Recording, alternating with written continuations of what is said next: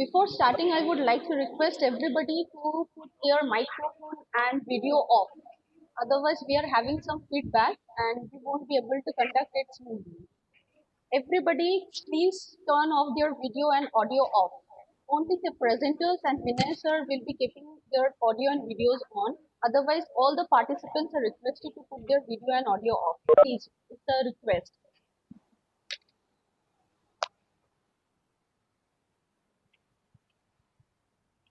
On behalf of Anthropological Survey of India, I welcome you all to the webinar on Anthropology and Pandemics, a Museum Perspective.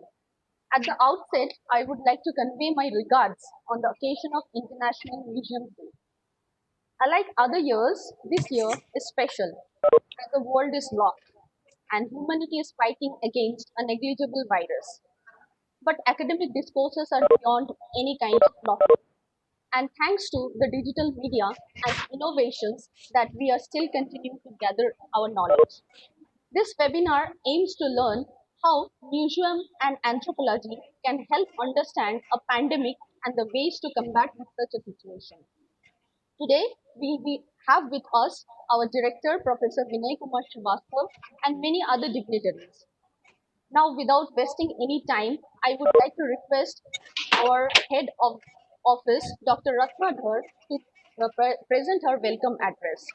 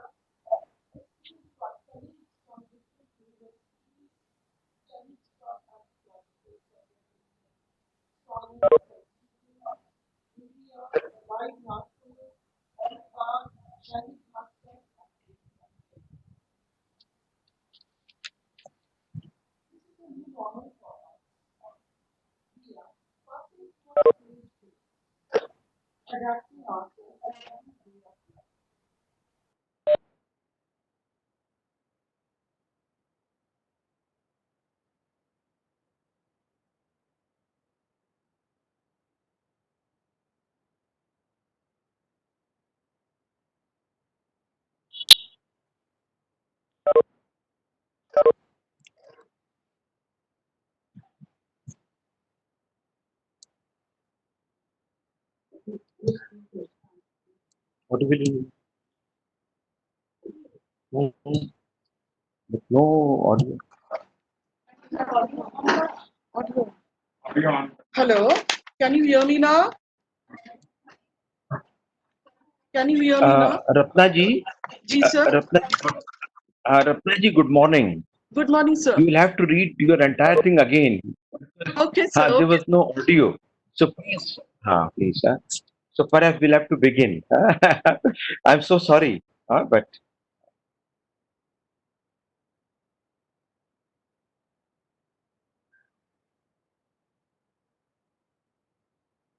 again, there's a problem with the audio.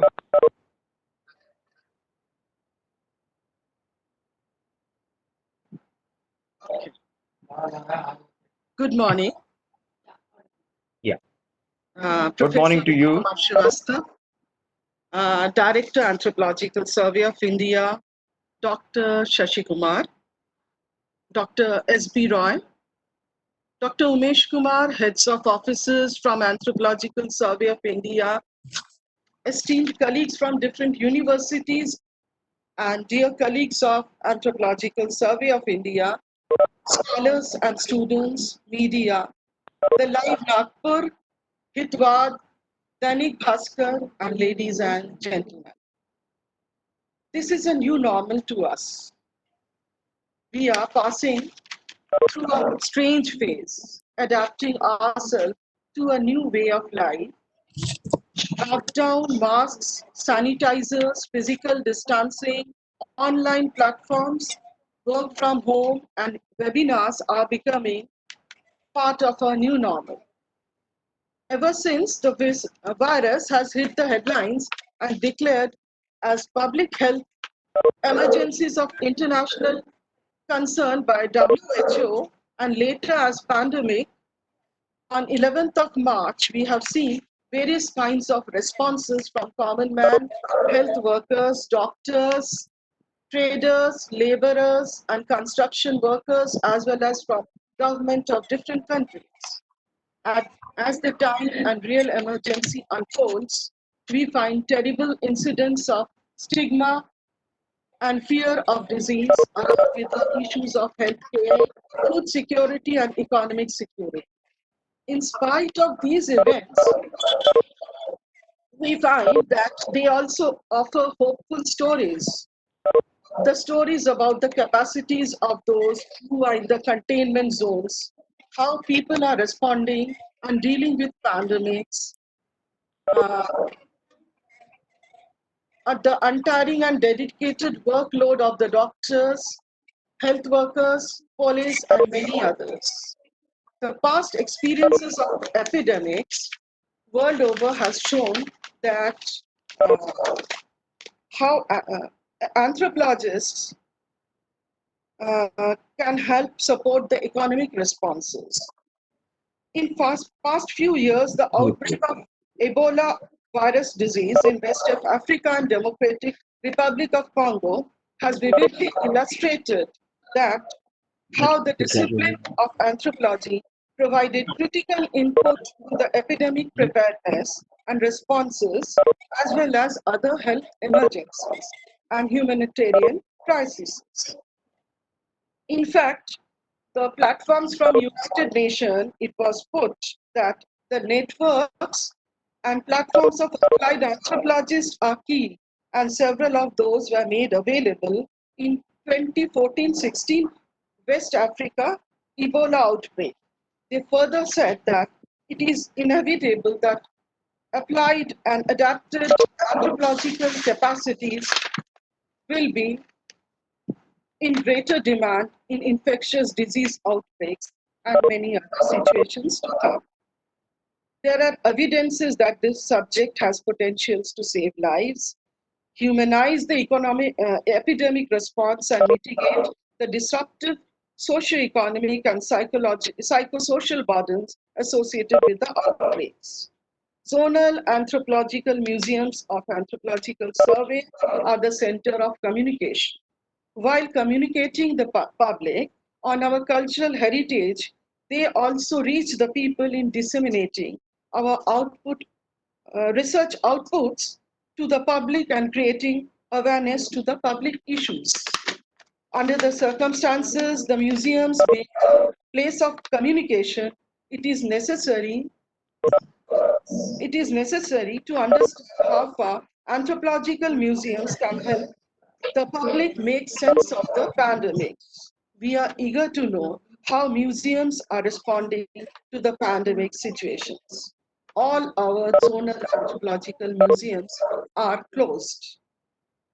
Many questions are arising out of this situation, some of which pertain to their relevance also, not only the anthropological museums, but also the other, it applies to other various museums also.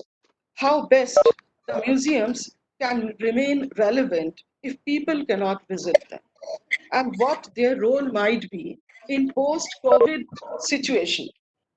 Can exhibition, which take years to plan and execute, be transferred to digital format in order to keep the museums virtually open? This also brings into fore the preservations of the artifacts of the museum and how to protect them from surface contamination, how the physical distancing can be observed. Let us hear today from our esteemed colleagues from different zonal anthropological museums located in different parts of the country, what they think, what is their vision. And I'm sure it will be a great learning process. Our day begins with a keynote note address by Professor Srivastav, Director, Anthropological Survey of India, an eminent scholar, and a great communicator. Thank you all. Thank you so much. And welcome to you. Thank you so much, madam, for such a beautiful speech. Now, I would like to request our director, sir, Professor Vinay Kumar Srivastav, to deliver his keynote address. Over to you, sir.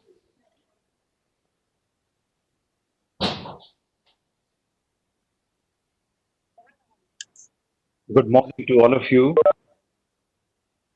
Are you able to hear me?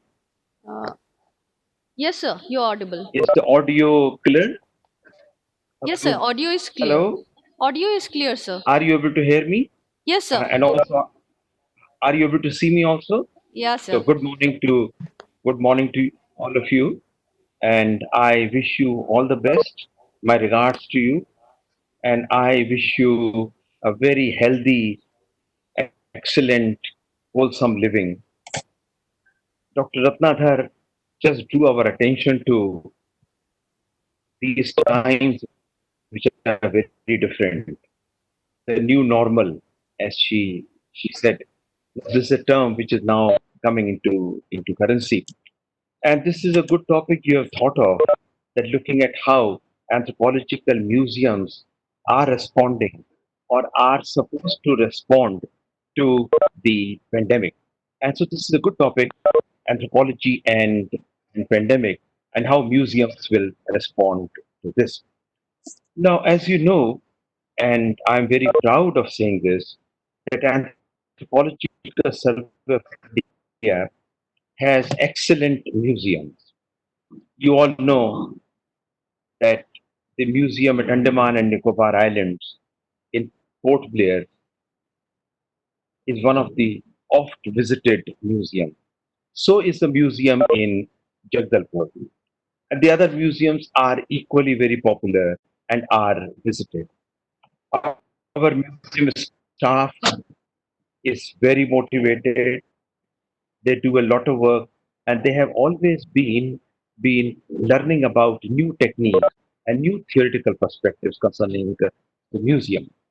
Now, in this short address which I will deliver, I will talk about how anthropological museums can respond to such crisis. What could be our contribution? So let us begin with how one can see the museum. I have been to almost all the museums of the Anthropological Survey of India, and I have spent good amount of time in each one. And whenever I have returned from these museums, I have felt as if these museums are animate. Museums are living entities. The objects in the museums, they are they are. Uh, this is not audible. Video ছাড়া Hello, তাহলে এটাতে টিপবে hello, চালানোর daraar nahi মানে তোমার video Yes, দেখাচ্ছে sir, hello. you're Is it audible. audible? এটা Yes, sir. Chat Sir, just a minute. যাও এখানে Others, টিপবে please put your microphones Hello. off. It's a request. Every other টিপবে persons, all the participants are requested to put their microphone off. Hello, Your voice Vishita, is is it audible? R interfering. Yes, sir, you যদি are তুমি audible, but sir, কোন there are কাউকে একটা interferences. Specific There পাঠাতে other চাও peoples এখানে are also দেখে নেবে speaking continuously. Microphone off activate. Dindada, please put your microphone off. Sir, please continue.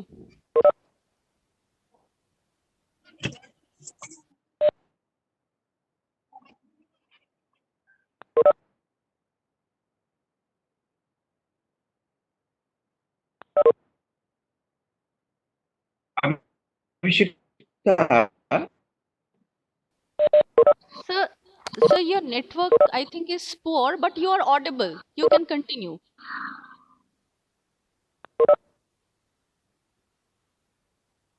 hello. Sir, you are audible, sir.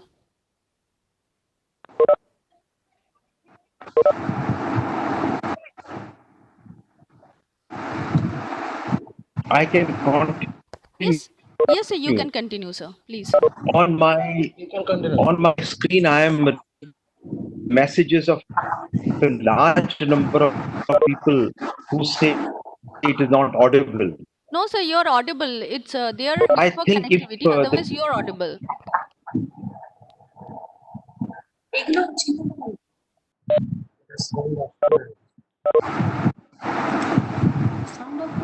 Abhishek, may I,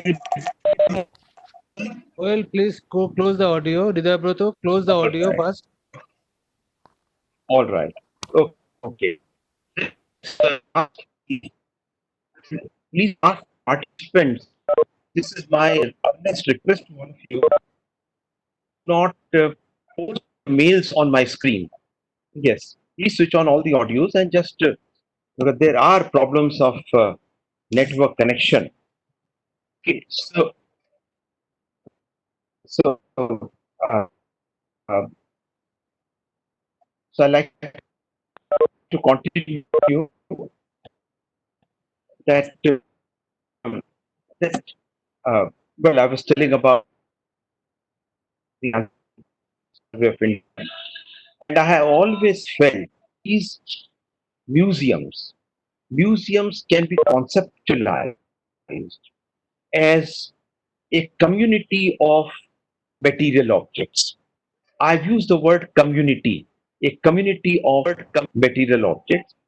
And these material objects, when they are exhibited, they are called exhibits.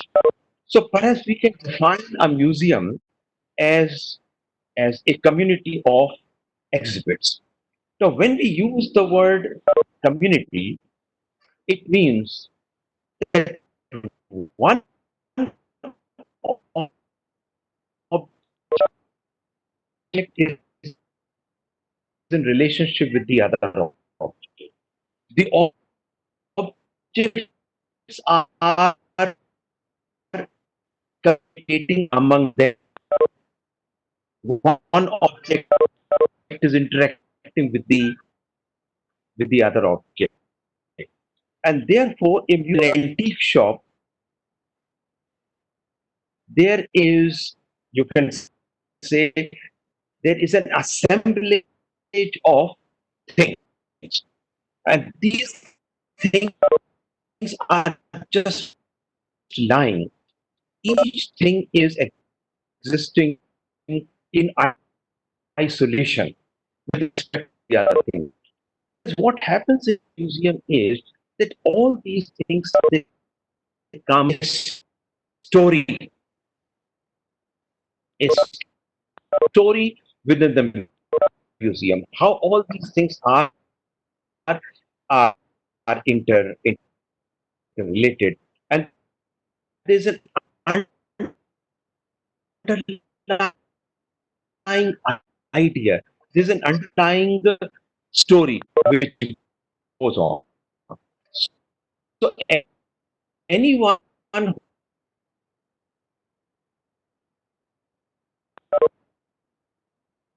chapter, each chapter is telling a different story, but all these chapters put together, they constitute an organically integrated entity called the book. And the same thing applies to the museum. And that is how I would like to see our anthropology museum.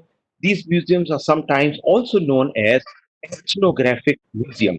Therefore, museum is not just a display of these exhibits, but the museum is a story. The museum is an entity where things are telling their stories in unison, in a system of a relationship.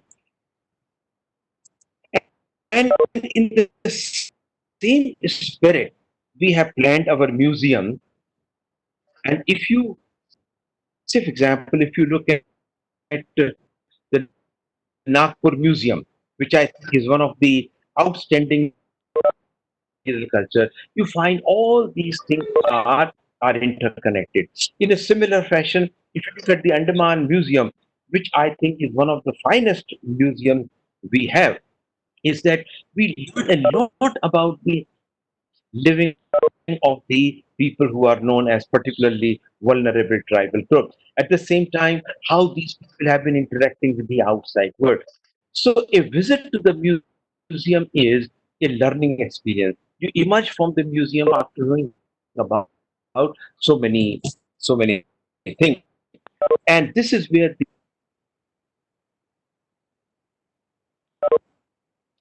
now see now the second question which I have to address, because that is the most important part which we have to address today, is the relationship between anthropology and pandemic, and how museums are going to respond to this. Now, I will not like to go into how anthropology has been looking at the pandemics. The conferences are going to take place. We are also going to start a lecture series on this, that how anthropological understanding can help us in knowing about this. And I'm also going to speak to one of the coveted and scientific organization about the stigma with reference to COVID-19. These are the issues which we will keep away from today's discussion. Now, how museums are going to respond to this? How museums have responded to this? Well, the first response has been the museums have been closed down, locked down, and so we have to go virtual. The museum should be available on the websites. Anyone who wants to look at the museum can see it. But at the same time, we have to keep the museum should be cleaned so that it presents a very neat look. And whenever the lockdown is withdrawn, we are able to enter the museum and see, and we are also able to admit the public coming and seeing it. This is the first aspect. How we have responded to this and how institutions are going to respond to this. But there is another aspect which comes up. Incidentally, what happened? I read a report which was issued by the three Smithsonian museums, and I like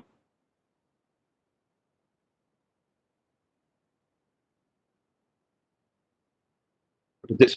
Now, these three Smithsonian museums, they are launching what's known as coronavirus project. These three museums are the National Museum of American History, the National Museum of African American History and Culture, and the third is an Anacostia Community Museum. Now, there was a report on this. This report says that they are going to build up in their respective museums a gallery which would be called Coronavirus Gallery, COVID 19 Gallery. And this gallery will not only be concerned with the display of the material thing, but also it will take into account the local knowledge system, information about the knowledge system, the collages of the photographs, the the history of the illness, the history of the disease. So this aspect will also be there. This tells us that museum is not today a stand-alone category. The museum is interacting closely with the archives, closely with the libraries, closely with all those institutions which record what is called the oral history. And the chair of the American History Museums, a person called Alexandra Lord, she says that when this illness started coming up, when the cases of COVID-19 is the term which came in February, but in December, when the cases of coronavirus infection started coming, she started what is called a task force. Later on, the task force came to be known as COVID 19 Task Force. And the aim of this task force was to collect objects which, which have responded to, collect objects which have responded to the coronavirus infection. For example, she says that the gallery will have face masks, different kinds of individual and homemade face masks, the industrial face masks, because these face masks tell stories about the illness, and they would also like to have the test kits. They would also like to have the ventilator, and these things will be collected after the pandemic has wound down. So, Smithsonian Museum, they request if you have responded to know that should be saved from the shopping lists to photographs of the empty lanes and the street, bells, thalis, the lamps, whatever we the material with which we responded to this, all these things must be kept. Tomorrow they will all be a part of the museum. The term used was these are the moments of resilience. We are to the crisis, to the evil, and how the kind of we are responding. Here, if someone is going to ask this,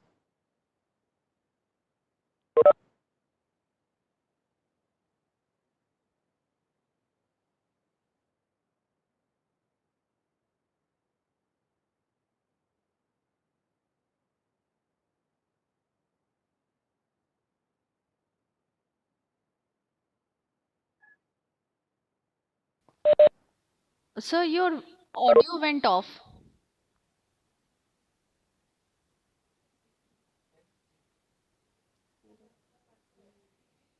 are coming up.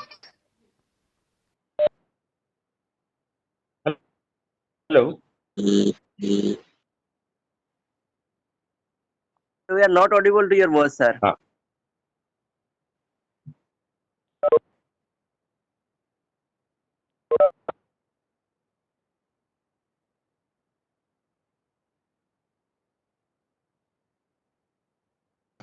Sir, you are not audible.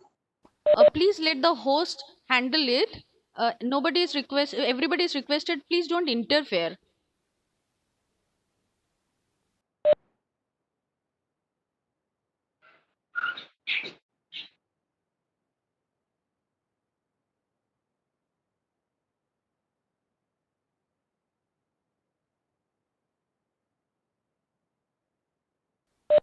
Sir, I have put your microphone on, so you can speak now.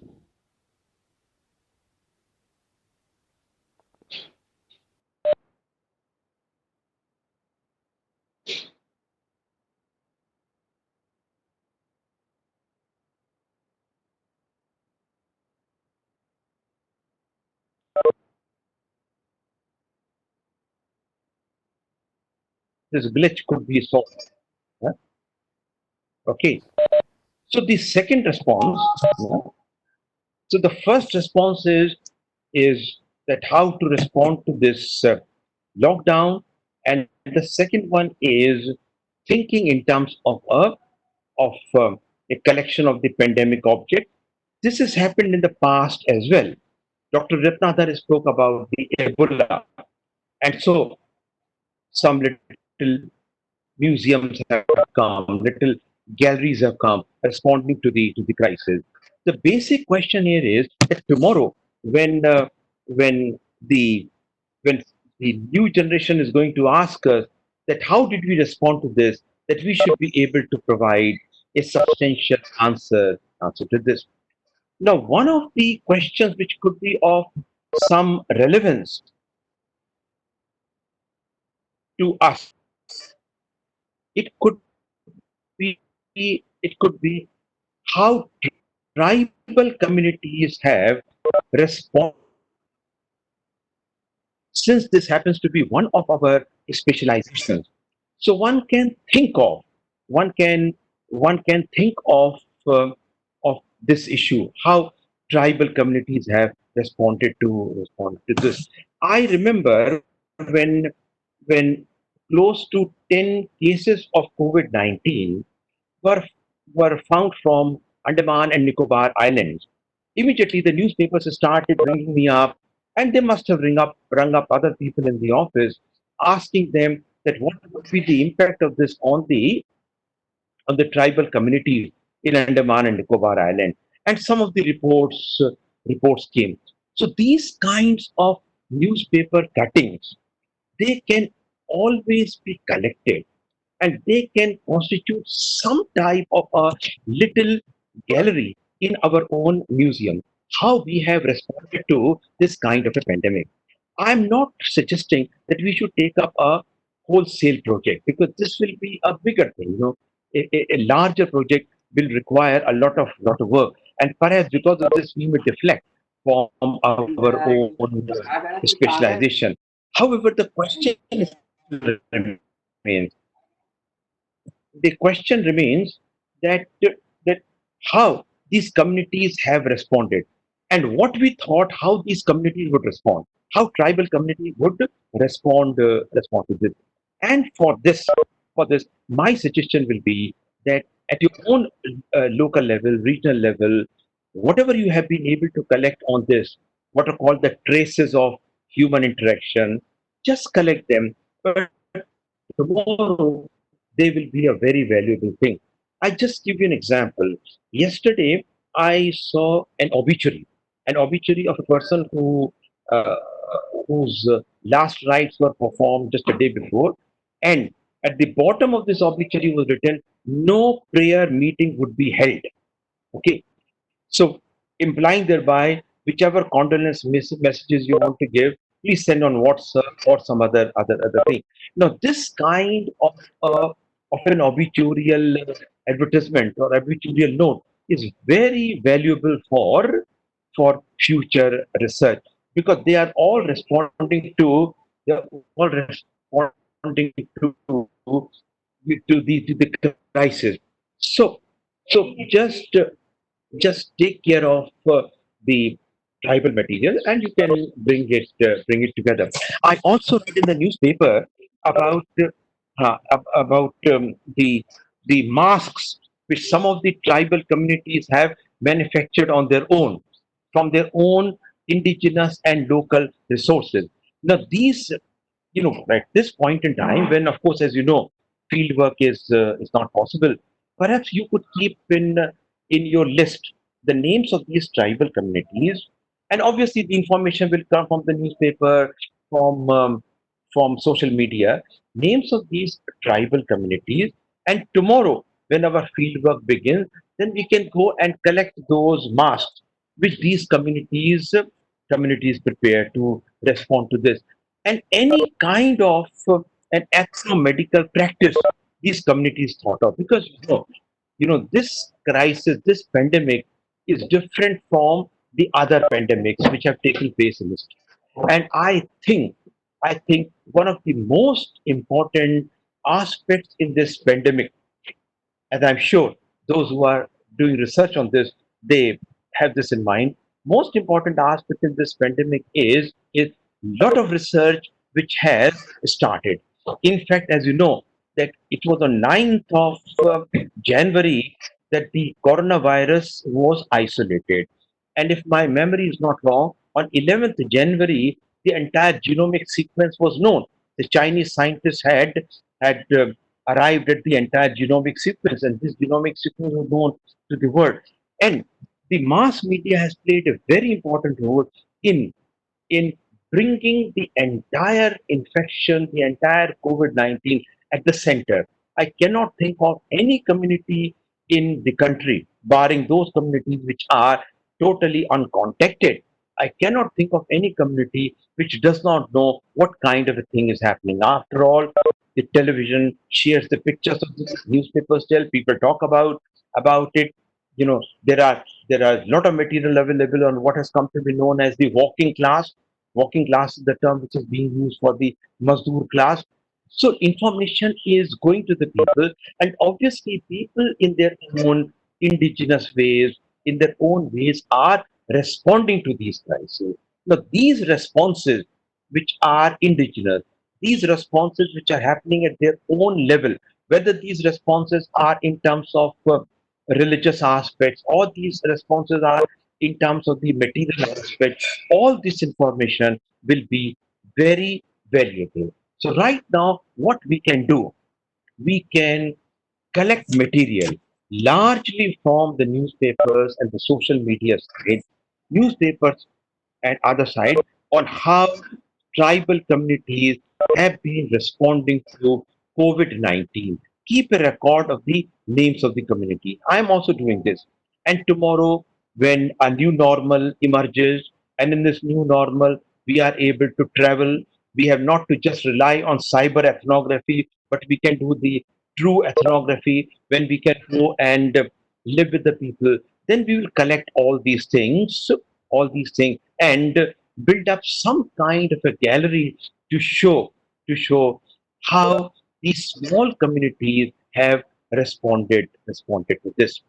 So this may be a good project to begin with, and this is a project which will have a greater value.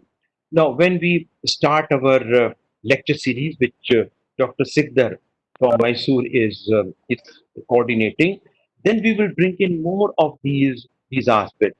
After all, and this is my last point here, that anthropologists have substantiated the point that communities are not passive. Please do not think that the communities are just dependent upon the intellectual doles coming from outside or other kinds of things coming from outside. The communities are active, the communities have their own agency, and they are in their own way are also responding to the crisis. So how? So for example, in tribal communities where the soap may not be easily accessible, may not be easily available, how people are keeping their hands clean, how people are maintaining physical and social distance. Well, in our urban communities, people are able to link up with their relatives electronically. But in those communities where these electronic means are not available, how these communities are able to link up with their relatives, how they come to know about their welfare, what kind of a communication system they have uh, they have evolved, what type of ethnomedical practices they are improvising. As you know, that many people in the Indian context, in the urban Indian context, have started taking chawanprash because it's supposed to build up their immunity, or turmeric, or ginger or garlic because they're supposed to build immunity, or drinking lukewarm water or hot water. Now, these are the practices which happen at the local level. The other thing on which we need information is how these communities have responded to the stigma which comes with this, which comes to be associated with this. So this will be a very useful thing. So I wish you a very happy Museum Day, International Museum Day, and I am very happy because this is perhaps the first time during my tenure that all the regional centers, the sub-regional centers, the field stations, the Delhi office, which is called Research and Publication Wing, all the offices of Anthropological Survey of India have come together. We are hosting this entire thing as one unit, as one integrated unit. This is a great achievement. I think the entire credit of this goes to Dr. Ratnadhar and her team. And kudos to you, ma'am, and kudos to your your staff for hosting this event. And and essentially, what I have said here in my submission is that we have to have, and these are the 2 points which I have specified. The first is that our whole perspective about the museum must change. Our perspective should be that museum is an animate thing. Museum is a living thing. Living doesn't mean that you bring the living people and they produce the thing which you can see.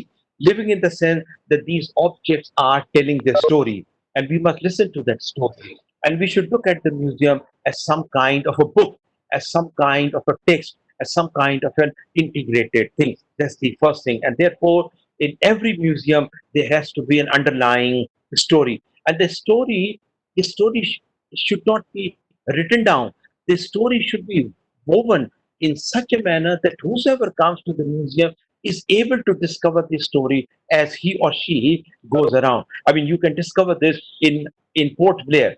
When you start from the bottom floor and go up, you see the story being told to you, and how beautifully the story is told. Once again, credit goes to the curators there, and the same thing would apply to the Nagpur Museum. You see this story coming up, and this is what is the true anthropology, where you produce the things in such a manner, you display the things in such a manner that the story is known, and the people who come, who visited, they get involved in the story, they learn these whole things, they go and they tell others. The second thing which I have said is that how we can respond to this pandemic. Responding to this pandemic is not only how to save your objects from being spoiled.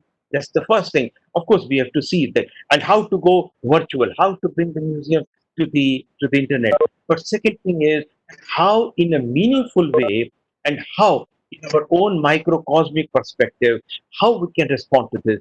Because I have always maintained that this is a natural experiment. This is a natural experiment which is taking place. This is a natural catastrophe which is taking place, and we are all witness to this every day. We are seeing the developments taking place, and this has been a very important period for all of us, because we are not only experiencing it, but we are responding to this. In one of the lectures I delivered, I was reminded of Michael Younger, who in his book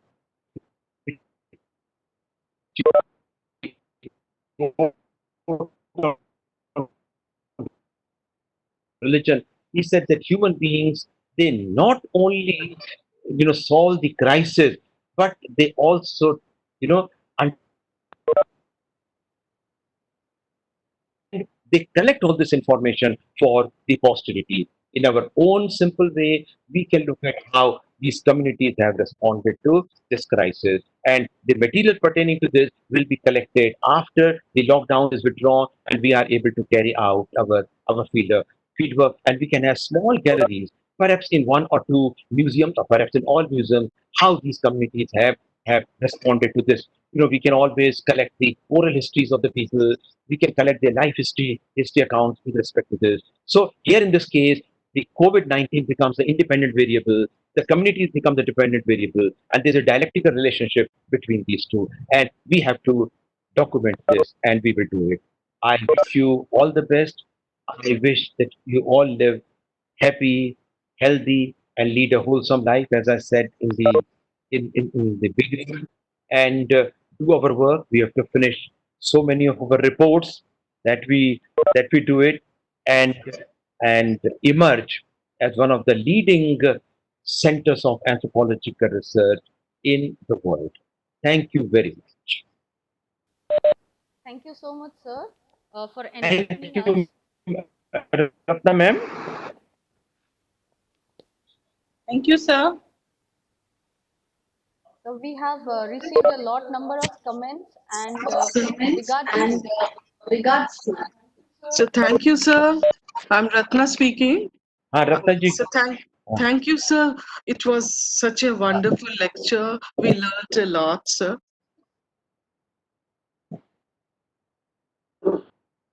Hello. Thank you, sir. Thank you, sir. It is just an Hello. eye opener Uh-huh. in the present situation. Thank you very much, sir. We can now we can begin with the further program because I want to watch the entire thing. Okay, sir. So we will now begin with our lecture series, and before going on with the lectures, I would like to request everybody, please, I have called you numerous times. Please, everybody, switch your microphone and videos off.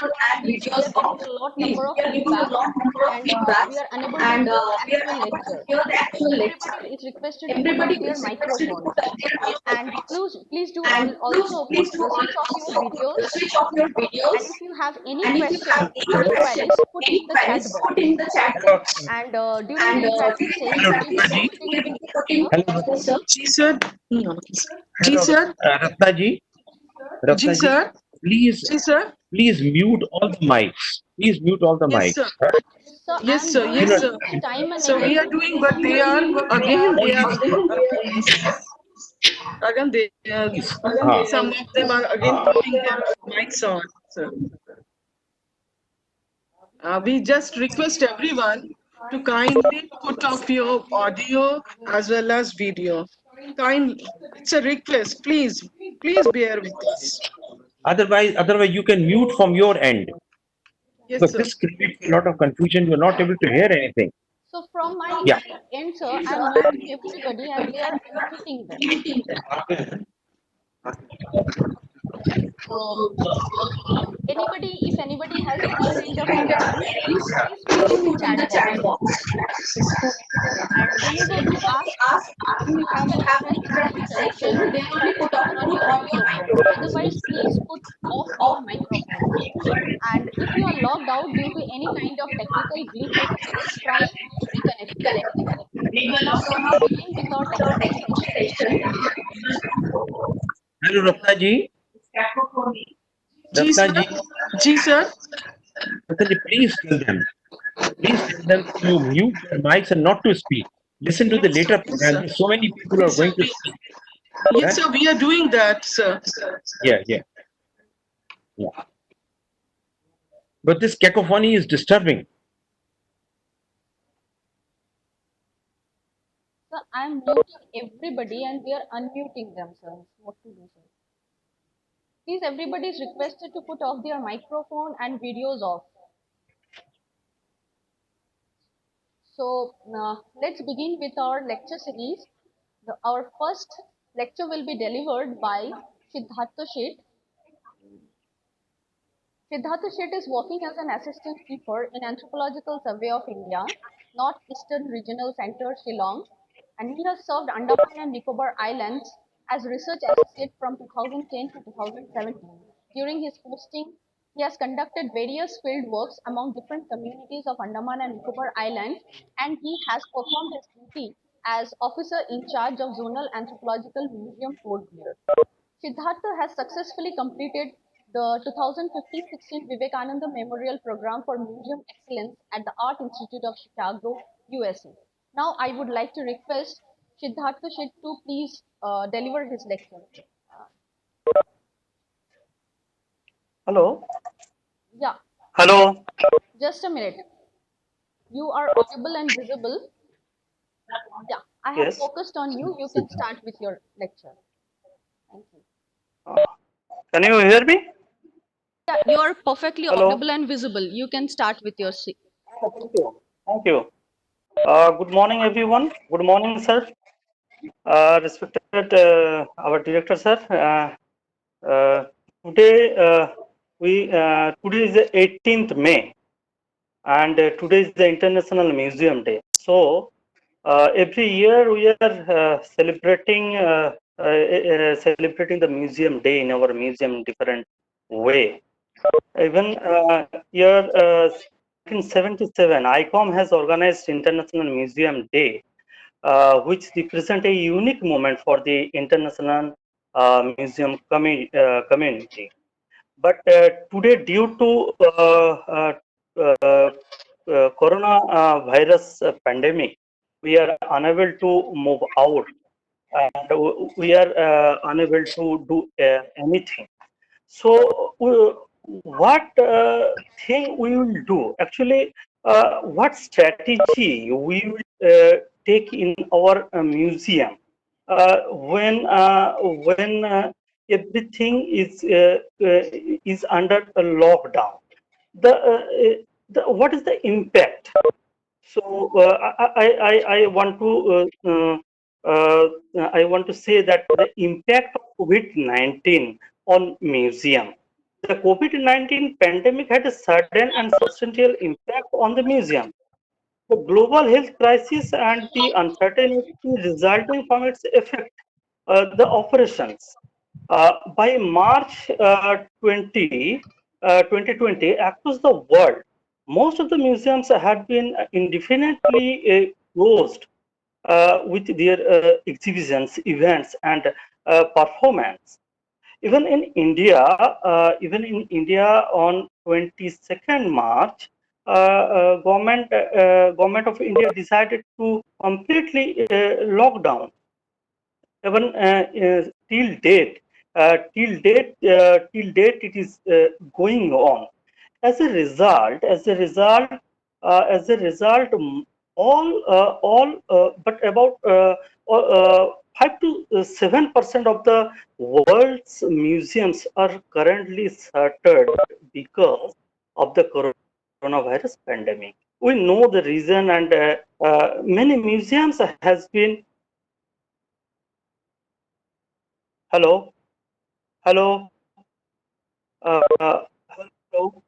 Many Yeah, yeah, you museums, continue, many continue. museums has been financed by ticket sale and other earned income, but with no visitors since March, it is very difficult to continue the museums, and as a result, temporary closure could become the permanent for the few museums. This is the great threats to us due to this pandemic situation.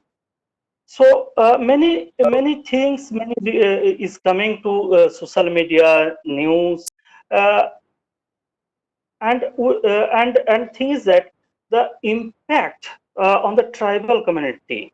Sir already discussed and already told this thing. So in Indian context, a large number of tribal groups are staying in the rural area or remote part of the remote part of our country. Most of the districts they have are characterized by isolation, and they are safe due to isolation. It was reported that the tribal groups in Arunachal Pradesh had implemented their own customary rituals, which are equivalent to lockdown, much before the post-positive case was reported in Arunachal. The Galo tribes performed Ali Tarman, a customary lockdown to curb the spread of infections. The Adi and Nisi tribes observe rituals called Motor and Aru, respectively. These rituals revolve around the concept of self quarantine, which had been major factor to fight against COVID-19. Even as I worked in Andaman Nicobar, so the tribal community of Andaman Nicobar, they are residing in a different island. So obviously, it is very difficult to get infected there. So on the other hand, many individuals across the different sector would temporarily or permanently lose contract or employment. Equally, financial assistance from governments and charities for these persons are providing and supporting.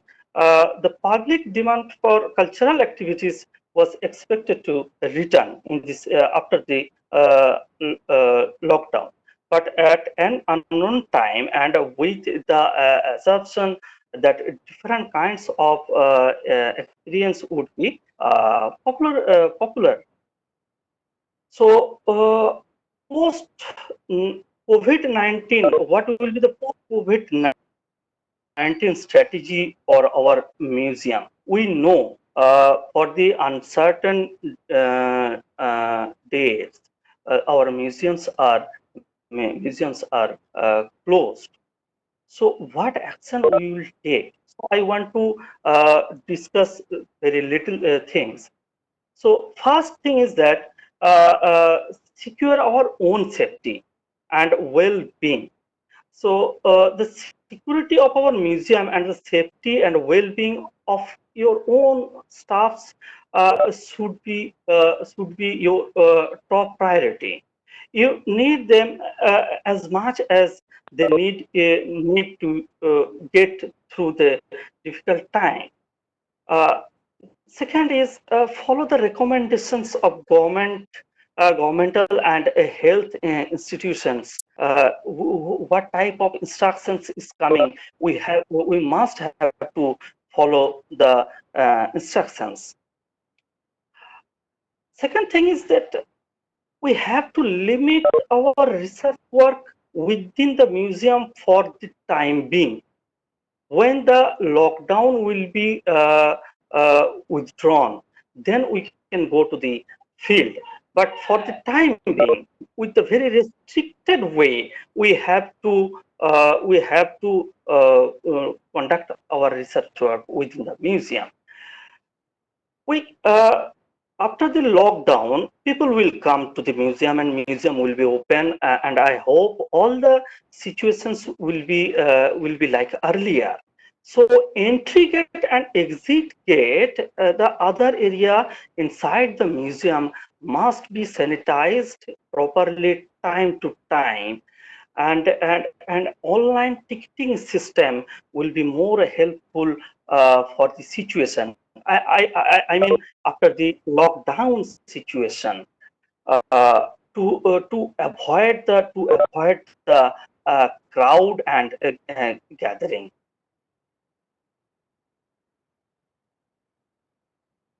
We cannot stop the preservation and renovations of work of the artifacts. It is our mandatory duty.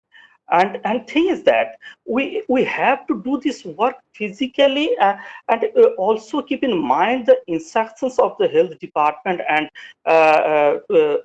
we have to follow the instructions. Then only we can work. We have to take a strategy to organize exhibition on physical and online, both in that sense, the footfalls to the museums will be decreased, obviously. So in these situations, we have to promote the online exhibitions more and more. But museums should be open. Then inside the museums, the kiosk and other things where the people are touching more and more, that type of things should be stopped for the time being. Museum guide by persons and audio guide may be stopped for the time being.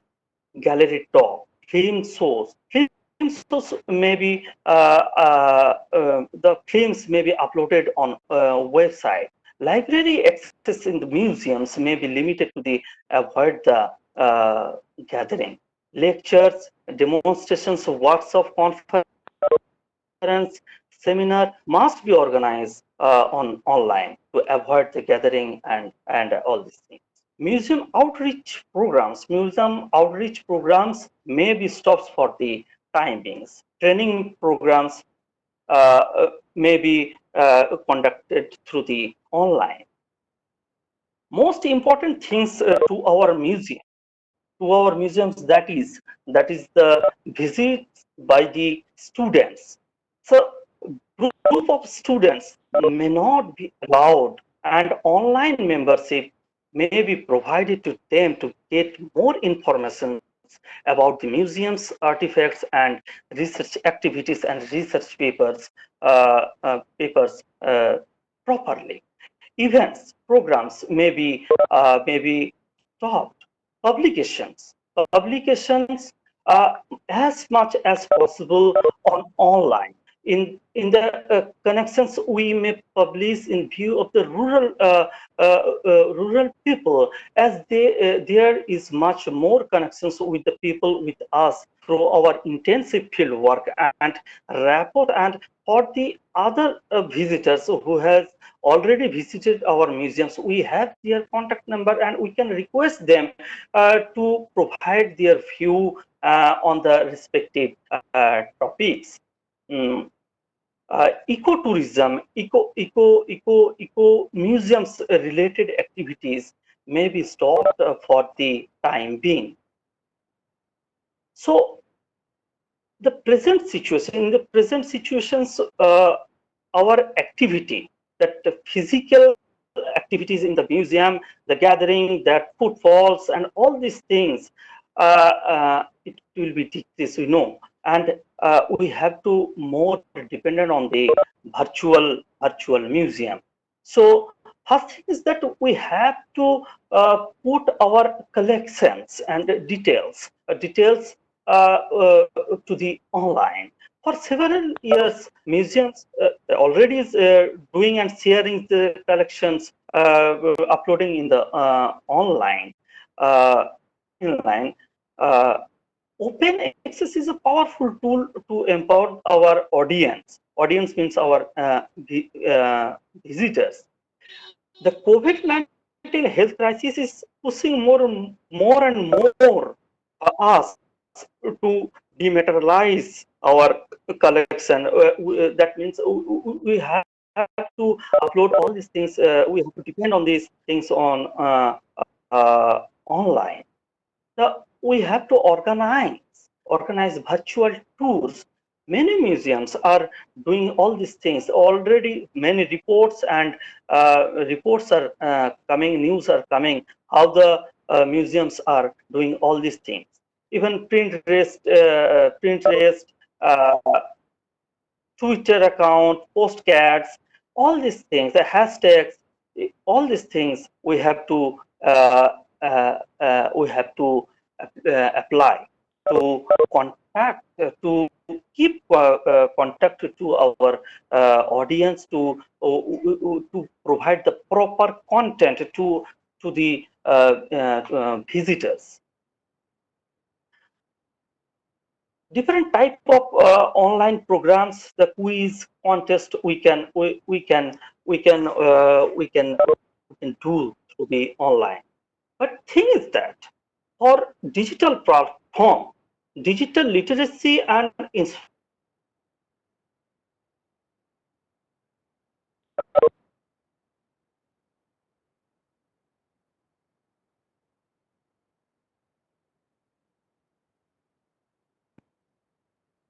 different from the physical exhibition, because traditionally people think that people takes a picture or videos and put it on the website, and that is a digital expression, but it's not, because digital museum experience will be totally different. I cannot say that I know the digital museum experience is a divergence from the traditional museum experience. But there is a huge potential and a huge potential marketing opportunities, which has not been explored in great depth. And also the only difficult challenges is that we need to train ourselves more and more with the modern technology, because our education background is not equipped with the digital literacy. So it is a whole new paradigm shift, and we have to really change our thinking. There is expensive programs and apps that we can use, but now how can we get into the visitor mind, that we can deliver the content so that they can creative and create or reveal the cultural activities and exchange with the museums. It is is a whole new level of skills we need to explore and learn, and it is very important. Not just to have two fancy computer or fancy cell phones. That is not a digital literacy. That we have to educate the existing staff members, and also it is very important that we have to work with this. So museum profession will be redefined because traditionally there is academic background is needed to work museum, but they are totally new set up and skills are needed to communication. So nowadays, after the lockdown period, we have to follow many things regarding the awareness program, regarding the gallery design. As sir suggests that one gallery we can develop in each museum on coronavirus pandemic. So this type of things we can create, and simultaneously we can provide the awareness through the museum to the people about the coronavirus. That means the in traditional way or earlier that means before lockdown period, which way we communicate with our audience, with our visitors. Now the situations will be changed. Our strategy, our way of thinking, and a way of providing the content to the visitors will be changed, and we have to accumulate ourselves in the same way. I think I will stop. Thank you very much. Thank you, Siddhartha Sheth, for your wonderful lecture.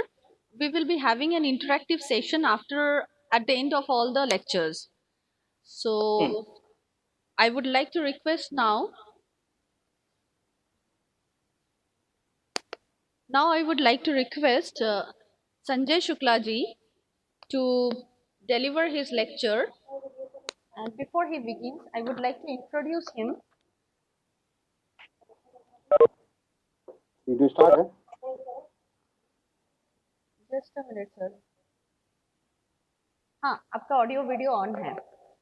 So, to Okay, okay. introduce Shukla ji, Sanjay Shukla has done his Masters in Anthropology from Dr. Hari Singh Gaur University, Sagar, Madhya Pradesh. He has conducted fields in Madhya Pradesh, Maharashtra, Chhattisgarh, Rajasthan, and worked on various communities, especially on the tribal areas. He has working experience as research officer in ICMR, and Sanjay Shukla is a lifetime member with Institute of Social Research and Applied Anthropology. Uh, he has attended the Vivekananda Memorial Program for Museum Excellence from 6th October to 20th October at Art Institute of Chicago. Currently, he is the museum keeper for Anthropological Survey of India Central Regional Center, Nagpur. So now you can begin with your lecture. Over to you, sir. Thank you, Abhishekya. Good morning to all. Respected Professor Vinay Srivastava. Shukla ji, Yeah, थोड़ा सा microphone अपने मुंह के पास, clear okay, नहीं आ रहा है. okay. Hello, hello. आप सुन सकते हैं? थोड़ा Hello. पूरा क्लियर नहीं आ रहा है. थोड़ा स्पीकर को, जो माइक्रोफोन है ना आपके ईयरफोन Hello. के साथ, Yeah. माइक्रोफोन को थोड़ा Hello. अपने मुंह के पास ले लीजिए. माइक्रोफोन है उसमें, देखिए Hello, ईयरफोन में. hello. अभी आया? Hello. हाँ हाँ, Hello. ऑडिबल है, आप चालू Respected कीजिए. Vinay Srivastava, Director Anthropological Survey of India, Dr. Ratnadhar, Dr. Shashi Kumar, and media, and my dear colleagues. Thanks for inviting me as a speaker. Wish you to all for International Museum Day 2020. Today's topic is Anthropology and Pandemic, a Museum Perspective. When we speak about museum, the first thing that comes to our mind is it is a repository of information about things or events of the past, or a looking glass into the future is an interface to communities to communicate the delivery of an organization, a place for informal learning about any generic topic or specialized advanced information. Anthropological Museum combine all these features, things, anything and everything that interest mankind or mankind is interested in forms the subject matter of anthropology. They are not static in terms of display of their exhibits, dynamism, and is their USP, unique selling point. A thorough understanding of all the facets of an impending disaster can only enable us to deal with the situation with a humanistic vigor.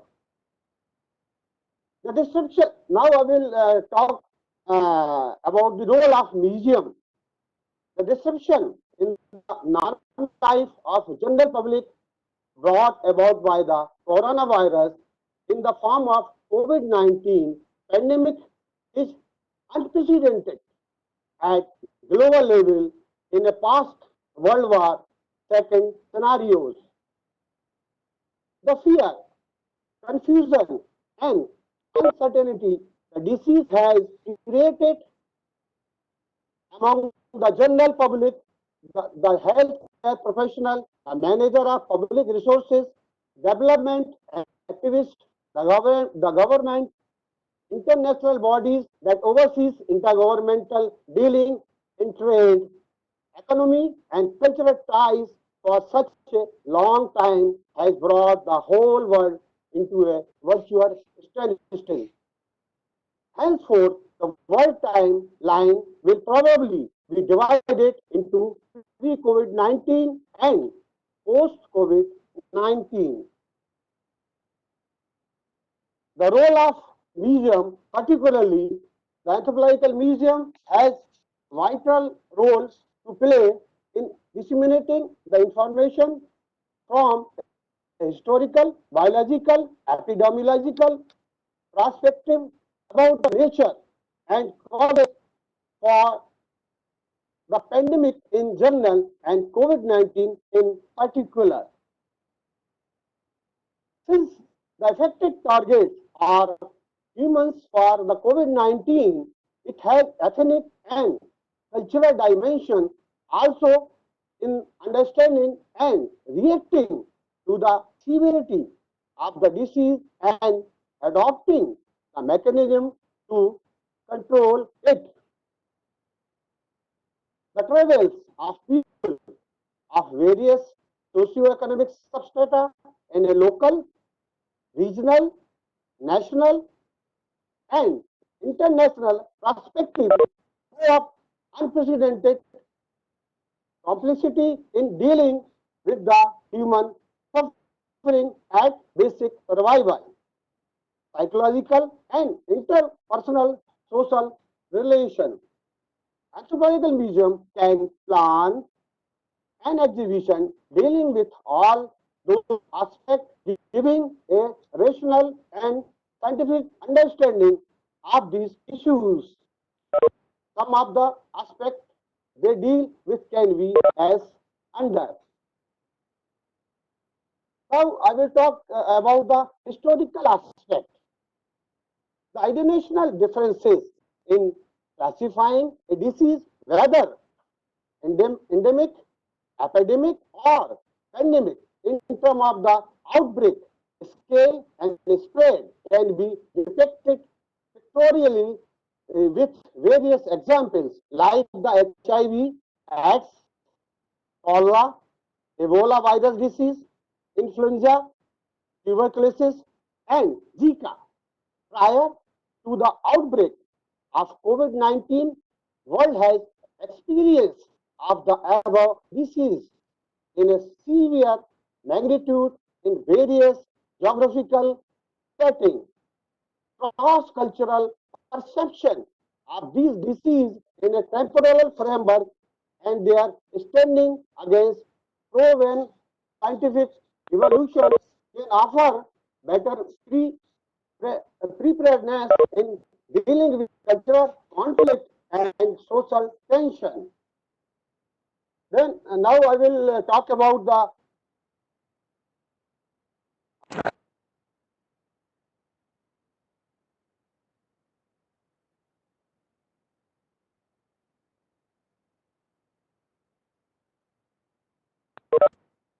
for the biological aspect. COVID-19 is a new pathogen.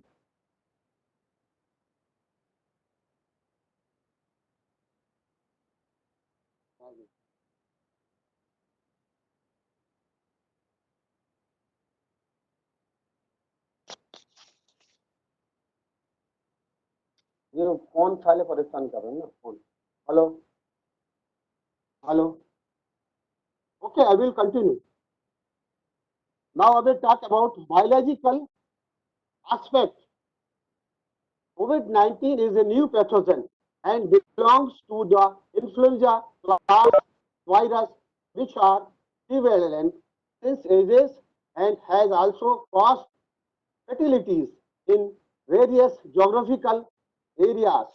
Scientific evolutions of coronavirus at molecular level and the numerous variations detected in the structure due to the mutation and the distribution of these various strains in different geographical areas and the level of severity they causes are vital in understanding the potential remedies.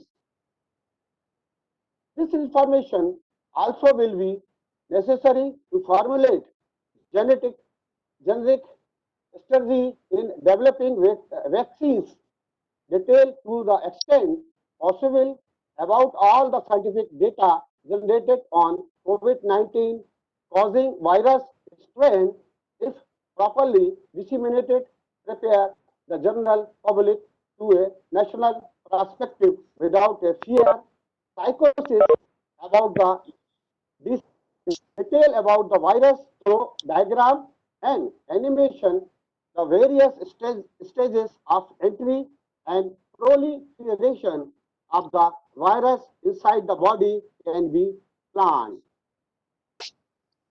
Now I will talk about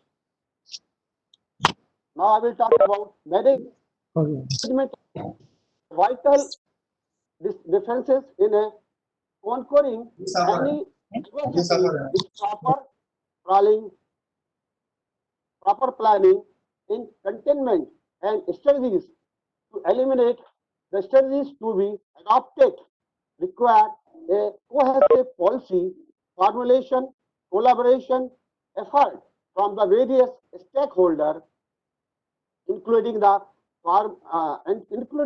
frontline health worker, aggregator, and allocator of resources, human resources, managers, administrators for maintaining peace and stability. In a chaotic situation where the creeping fear about the disease obliterate rational thinking, people behave differently depending on their perception of the disease.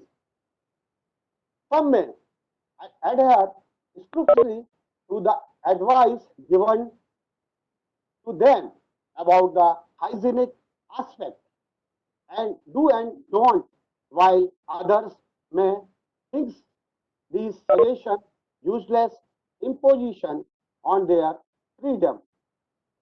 Museum's role here would be to document the pros and cons of these situations collected from various news, stories, or other sources for posterity.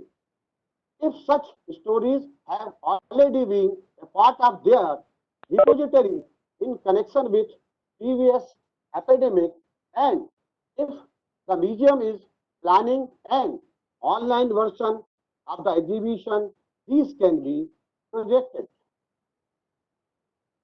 Then I will talk about social cultural perspective. Social distancing and lockdown as the foremost uh, logistic to contain COVID-19 pandemic has disrupted the normal lifestyle of the entire global population. While social distancing norms and self-containment within the house for longer period has a psychological bearing on the behavior and different age groups. Learning, sporting, spiritual, and cultural calendars of the people have been thrown to haywire. Substance economy of the underprivileged have all of a sudden become non-existent. Closed down industries and curbs, curbs उसको चालू करो button चालू नहीं है battery down बोलो closed down industry and curbs on transportation of people and goods has created void in the supply of essential commodities.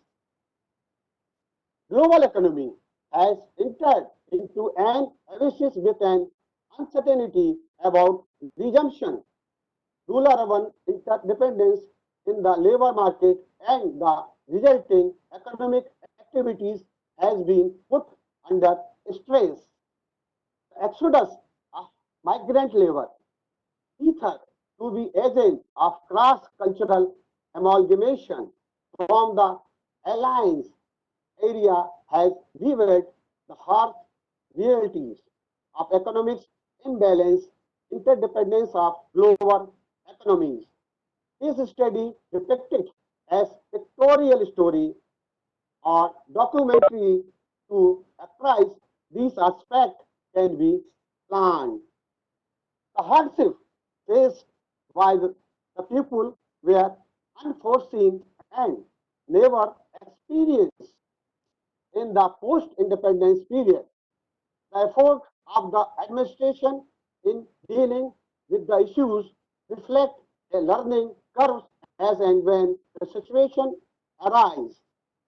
In spite of the high demographic density prevalent in the Indian metro cities, India has largely seen relatively lower impact of the pandemic compared to the advanced developed countries in terms of the affected individual and the higher number of recovery cases. This has been achieved amidst contradiction and bickering across political spectrum and is a reflection of the resilience of the Indian political and administrative structure who effected promote design changes in dealing with the emerging situation for handling of exigencies. These efforts can be projected through physical data, traffic, the importance of services putting themselves under high risk provided by the doctors, nurses, and their sanitary health workers can be highlighted through pictures and moving images so that the grateful nation acknowledge their sacrifice. Then I will talk about positive aspects thrown up by the adversity. The long period of lockdown has also helped in realizing the importance of and possible way to address the various problems associated with the pollution, poverty, social disharmony, economic dis disparity, etc. A setup panel can be designed to show how the restricted movement of pollution causing vehicle and smoke, steam, factories brought down the pollution levels. Awareness about the need to be self-sufficient and self-reliant in pharma and their industrial sector. Need to put in place social security system, development of self-sustainable local infrastructure, designed for rapid deployment of essential resources, need for adherence to discipline, lifestyle, and respect for scientific temperament. The lockdown came as a new challenge for the Journal Anthropological Museum of Anthropological Survey of India, which has a network of 7 museums spread across the country. We plan to make people aware of coronavirus and also started organizing various online programs and activities to connect with the visitor. Many museums staff are already being encouraged to work from home where possible to mitigate the impact, and projects like developing new thematic exhibition, making new designs and work plan. Some museums are using IT system to assess how they can keep things running if staff need to work from home. Even though the lockdown has been a challenge to the museums, it does not mean that museums should be locked for days together. If we do so, there will be threat to the museum object, as our anthropological object have the collection full of organic objects which needs various leisure critically for upkeepment. Since anthropological museums are intended to project holistic approaches to the societal realities, they can integrate all the facets of cultural, biological, and management aspect in understanding and dealing with the situation arising out of the COVID-19 pandemic. In our increasingly connected world, on outbreak anywhere is a threat everywhere. In the present scenario, where the footfall to the museum is non-existent and the museum's doors are closed for the visitors, we should engage ourselves in collecting all and any information pertain to the pandemic. An exhibition that presents this collection in a scientific manner, molded in accessible storytelling way and using real world experiences as examples can become a lesson that human activities such as global travel and trade, urbanization, social stigma, and social inequalities are the driver of epidemic and pandemic risk worldwide. Thank you. Thank you.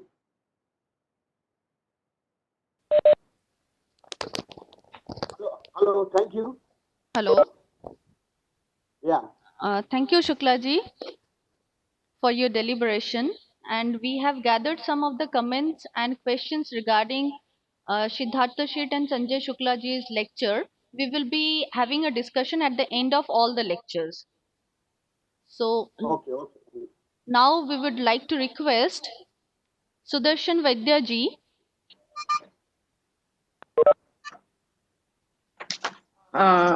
Sudarshan वैद्या ये है हमारे भारतीय मानव विज्ञान सर्वेक्षण देहरादून के सहायक keeper के पद पर कार्यरत हैं और ये मतलब बहुत ही सीनियर वरिष्ठ हमारे कीपरों में से एक हैं। इनकी शुरुआत जो हुई है, इनकी कार्यकाल जो है अगर देखा जाए तो ये 1995 में भोपाल में स्थित IGRMS, हर कोई जानते हैं, इंदिरा गांधी राष्ट्रीय मानव विज्ञान सर्वेक्षण मानव विज्ञान संग्रहालय में इन्होंने सहायक के पद पर कार्य किया।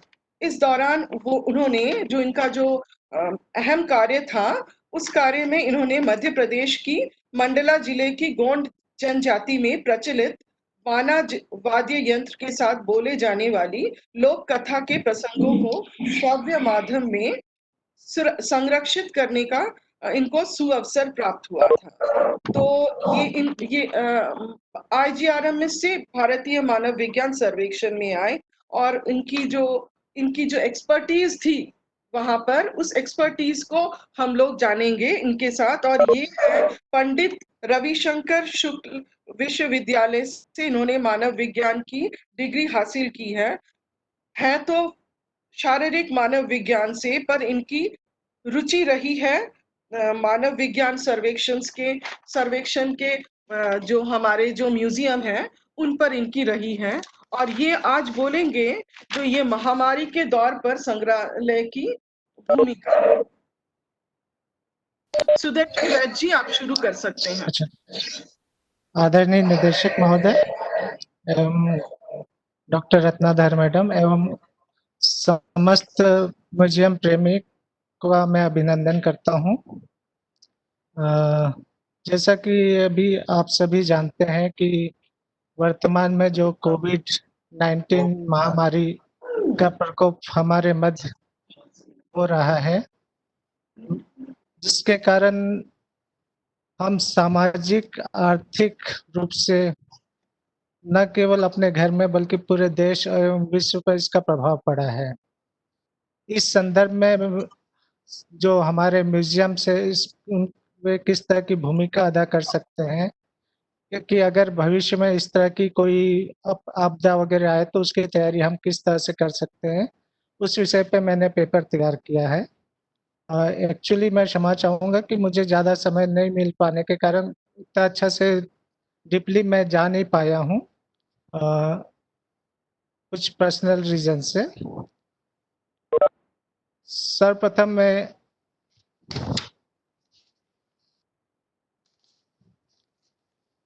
संग्रहालय के इतिहास को देखा जाए तो सदियों पुराना है। जो इसका मुख्य कार्य रहता है, संग्रहालय जो है आम जन के से संबंधित प्रतिदर्शों का प्रदर्शन अपने प्रदर्शनियों में करता है, जिसमें उनके सामाजिक, आर्थिक आदि विषयों को संग्रहित करके लोगों को प्रदर्शित करता है, जिससे वह अपने अतीत से कुछ सीख पाए, कुछ अधिक ग्रहण कर पाए।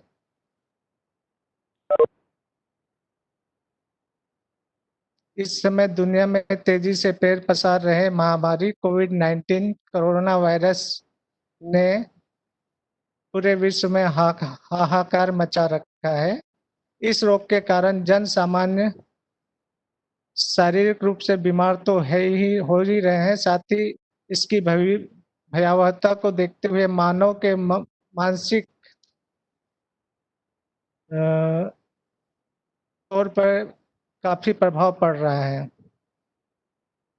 जिसके कारण वे समाज में अपने अस्तित्व के लड़ाई के लिए उन्हें मार्ग दिख नहीं रहा है। जिसे जैसा आ रहा है वैसे बन पर अपने सर्वाइवल के लिए जिस तरह से जो सोच रहा है उस तरह के प्रयत्न कर रहा है। वर्तमान में जो भारत की स्थिति है, उसमें सबसे भयावह समस्या जो है हमारे जो मजदूर वर्ग के लोग हैं, जो एक स्थान से दूसरे स्थान पर कार्य करने के लिए जाते हैं, प्रवासी भारतीय। प्रवासी भारतीयों वर्तमान में काफी अधिक सामाजिक एवं आर्थिक समस्या से गुजर रहे हैं। उनके सामने रोजी रोटी का सवाल आ गया है। रोजी रोटी के साथ साथ उनके अस्तित्व को बचाने की जो जद्दोजहद हम आजकल अपने समाचार माध्यमों से, समाचार चैनलों में देखते हैं, उससे दिल कांप जाता है। जो संग्रहालय इस संदर्भ में मेरे हिसाब से, मेरे विचार से जो अपनी अहम भूमिका निभा सकता है, वो है संग्रहालय जो आज तक अ, अपनी स्थानीय गैलरियों में जो प्रदर्शनी वगैरह लगाता था, उससे बाहर उठ के उसने आजकल एक वर्चुअल म्यूजियम टूर तैयार किया है, जिसमें संग्रहालय अपनी प्रदर्शनियों को वर्चुअल माध्यम से ऑनलाइन सभी तक को पहुंचाता है। इसको अगर हम और थोड़ा मॉडिफाई कर लें, जो वर्चुअल माध्यम है वो केवल वन वे ट्रैफिक की तरह होता था, जिसमें सिर्फ संग्रहालय ही अपनी बात लोगों तक पहुंचा सकता था। अगर हम म्यूजियम डाटाबेस इस तरह का तैयार करें कि हम जो अपने दर्शक आते हैं, उनके दर्शकों का डाटा एक डाटा संग्रहित करें और उनसे टू वे सिस्टम में बात कर सकें। जैसे आजकल कई व्हाट्सएप माध्यम हो गए हैं या इसी तरह के कोई माध्यम हो गए हैं, वैसे मोदी जी आजकल जो मेक इन इंडिया पे ध्यान दे रहे हैं। अगर ऐसा कोई इंडिया से माध्यम बनता है तो उसका हम प्रयोग कर सकते हैं।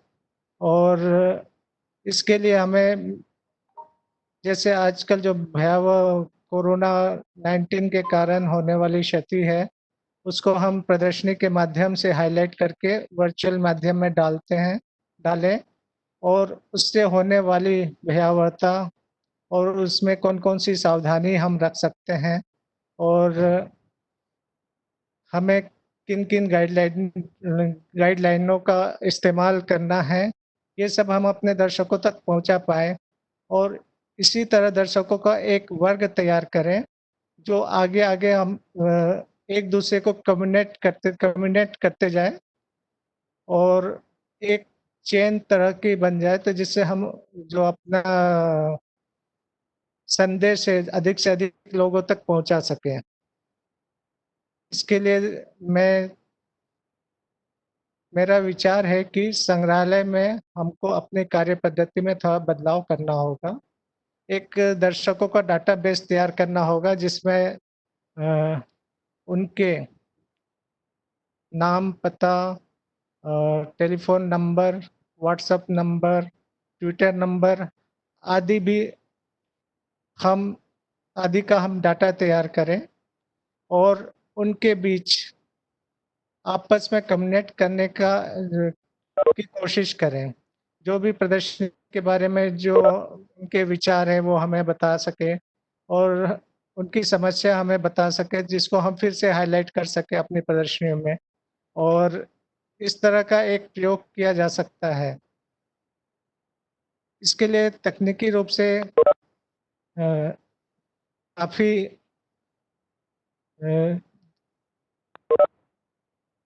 तकनीकी रूप से हमें काफ़ी ज़्यादा चीज़ों की आवश्यकता तो नहीं होगी, लेकिन अगर हम चाहें तो थोड़ी बहुत व्यय में ये कार्य हम कर सकते हैं। इसके साथ-साथ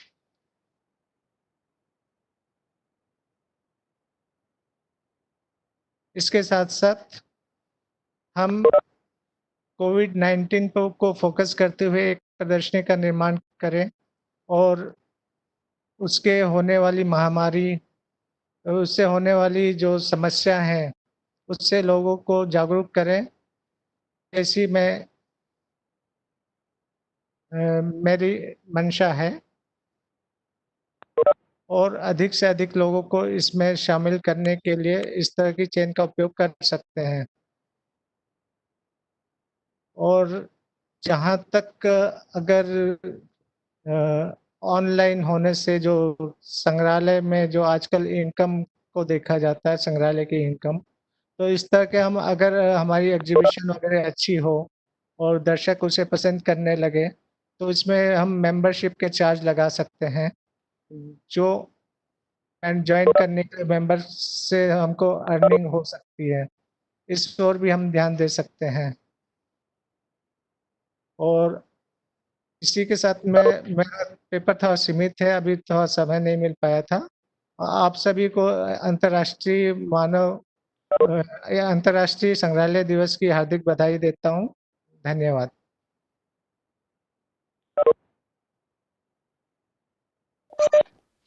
बहुत बहुत धन्यवाद सुदर्शन वैद्य जी। Thank you. आपकी जो आपसे हमको जो पता चला है आप किस तरह की सोच रखते हैं, उसको हम जरूर आगे बढ़ाएंगे। और हमें आशा है कि हम अपने संग्रहालयों को आगे भी इस तरह का और भी इस तरह की बड़ी सोच की को हम और भी आह्वान करते हैं। और आगे आपको बहुत बहुत धन्यवाद, हमारे साथ रहिए, क्योंकि आगे भी हम आपको हमारे यहाँ जो भी इंटरैक्टिव सेशंस होंगे उसमें आपको रहना है। उसमें प्रश्न बहुत सारे आ रहे हैं, उनका भी आपको करना है, मतलब उत्तर देना है, उसमें जरूर बने रहिए हमारे साथ। ओवर टू अभिषेक तक। Thank you so much. Thank you, Sudarshan ji.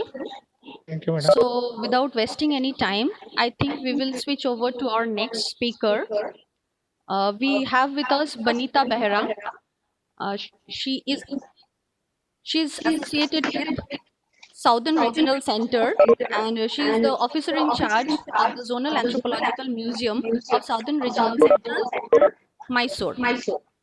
To introduce, Banita has done her master's and MPhil in social and cultural anthropology, and presently she is associated, as I have already mentioned.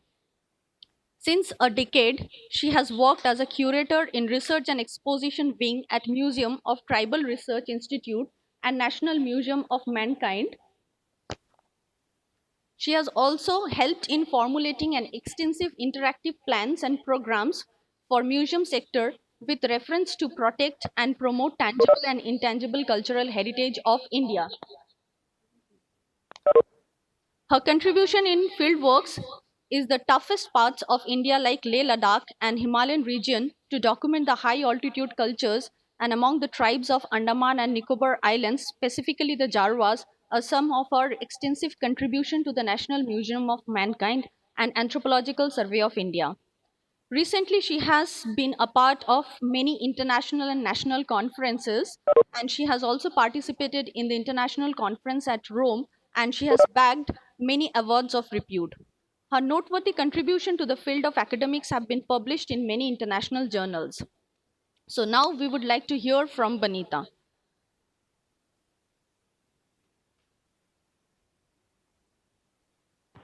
Hello. Your video has... Just a minute.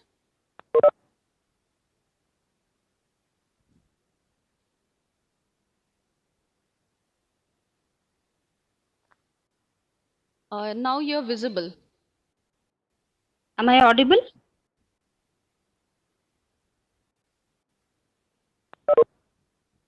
Am I audible? Yes, you're audible and visible. Okay. Okay, thank you. Thank you, host Dr. Roy, for such a warm words for me. I don't know I'm deserving for this. I don't know. But happy International Museum Day to all of you, and respected Director Professor Vinay Srivastav and other the dignitaries, those are present in the class. As I can say, I can see Professor S.P. Roy and other Professor Chellapai. Yes, all are present here. So my greetings to all of you, sir, and happy International Museum Day to all of you, all the participants. So. So every day, every year in the 18th May, we used to celebrate International Museum Day. So every year we are having the theme by the ICOM, and it is decided by the ICOM team. And as per the theme, we used to celebrate the Museum Day globally. So this year theme is the Museum for Equality, Diversity and Inclusion. Hope my PPT is visible to all of you. Host, hello. I should ask others. Is the PPT My visible to contents all? are visible.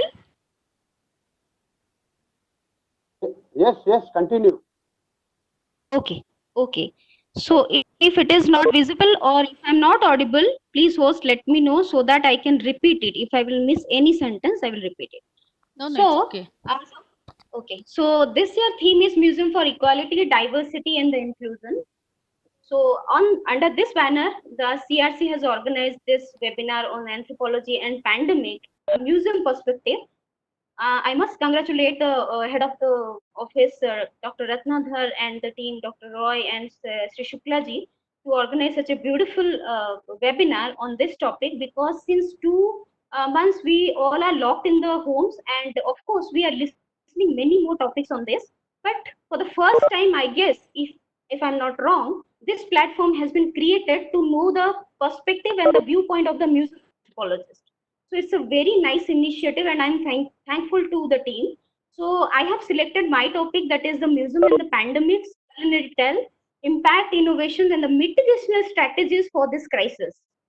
So coming to the first slide, I just want to say, hope I could have skipped all these slides, because we all are not anthropologists present in this classroom. Of course, a lot of people might have they registered from different disciplines, so I'm bound to explain all these things. Globally, a definition has been set by the ICOM, that is a museum is a non-profit permanent institution in the service of the society and its development, open to the public, which acquires, conserve, research, communicates, and exhibits the tangible and intangible heritage of humanity and its environment for the purpose of education, study, and enjoyment. So this is the definition set by the ICOM India, ICOM global ICOM's body, and this includes, I must say, this is not specifically for the anthropological museum, but all the museums like different private museums, art museums, the creative museum, photograph museums, and architect museums. Different museums are now, bank museums are there. So different kind of museums are there globally. Millions of museums are running. So keeping their activities, ICOM has set this definition. So how anthropological museum different from all these museums? So anthropology, as we all know, specifically the people those are related to this subject, we deals with the archaeology, linguistic, physical, cultural, social, everything. But anthropological museum and the museum anthropology always deals with the is answerable to the public visitor through the exhibits and the collection. Ultimately, the goal of the museum anthropology is to serve the community. So I just want to read out this definition. In the very recent years, we are just listening this term, that is museum anthropology. Earlier, we used to listen, that is anthropology and museum and anthropology. But no, I just want to read out the Council of Museum Anthropology anthropologist definition, that is museum anthropology encompasses the work that anthropologists do within museums and the anthropological study of museum. The theoretical framework of the museum anthropology underpin the study of the objects and the relation between the people and things. This is the most important. We should underline this. The museum anthropologists are responsible how to deal with the relation between the people and the things.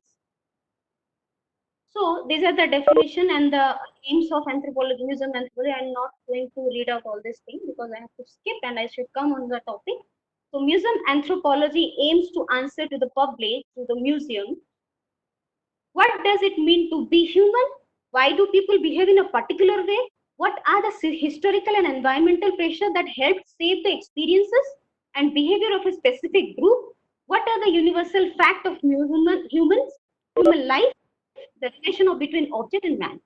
These are the main role of the museum anthropology. And of course, all over the globe, all museums are having their mandates as well as their mission statements. Without this, they cannot run a museum. So Anthropological Museum is also having a mandate. That is the mission to foster the development of anthropology in the context of museum and to act as a custodian of the communities. So this is the mandate of Anthropological Museum.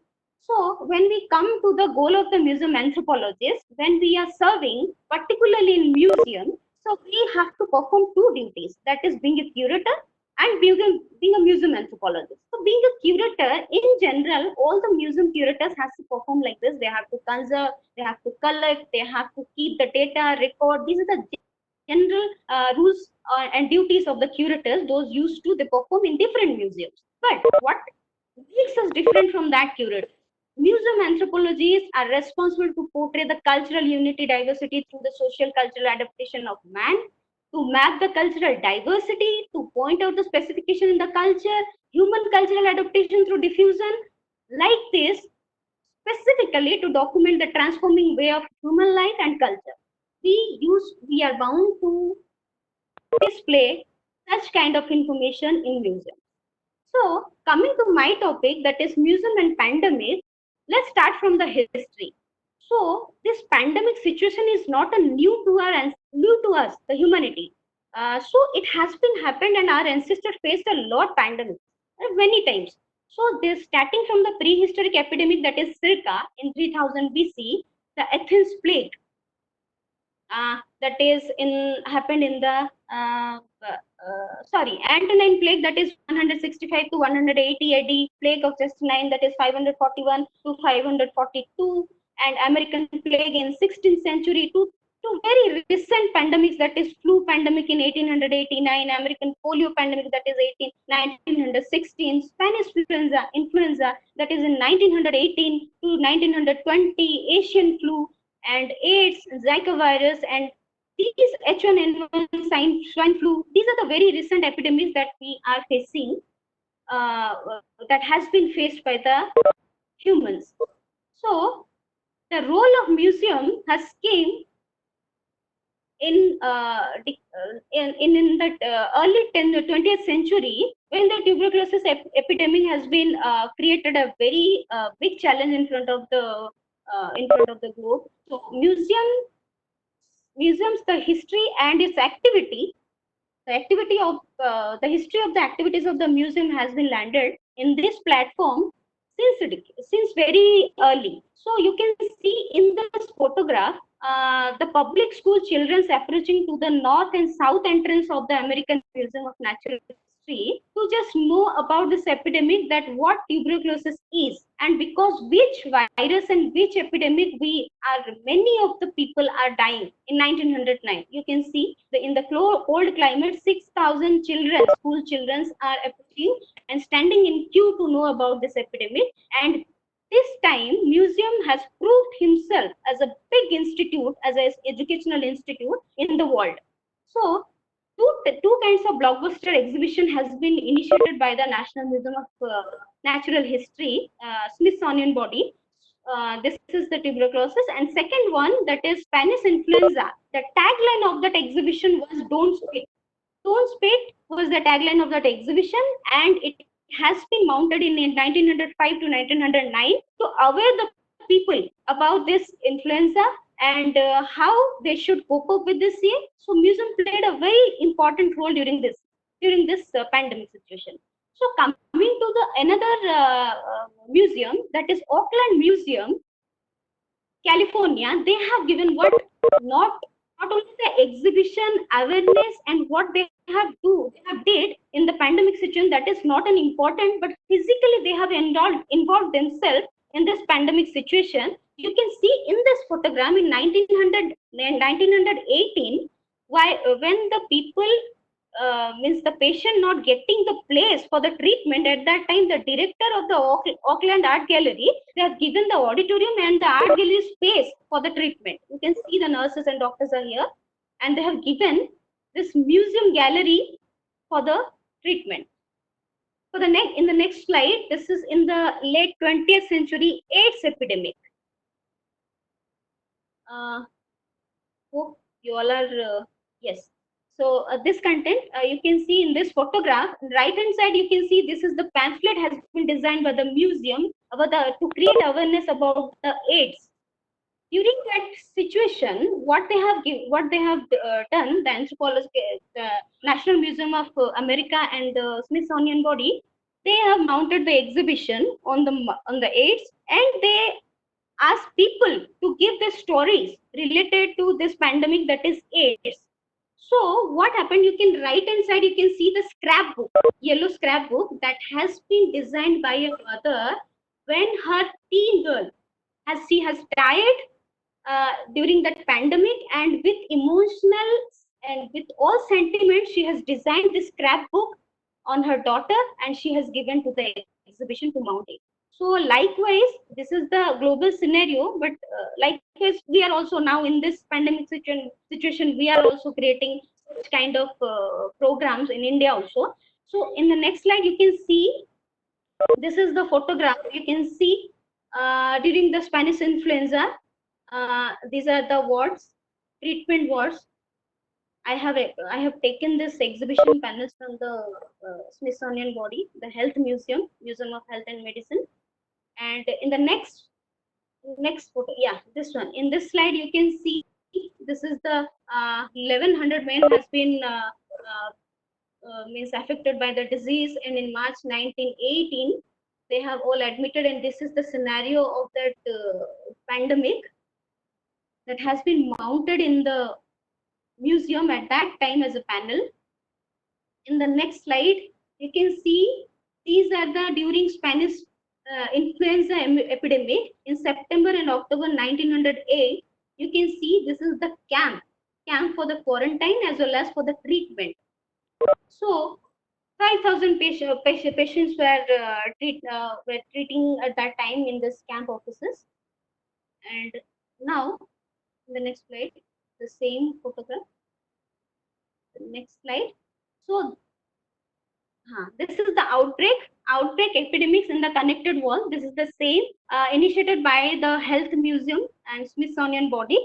And recently, whatever I have displayed you, these panels has been refurbished, and now this outbreak exhibition is online, and throughout the world is watching this exhibition online.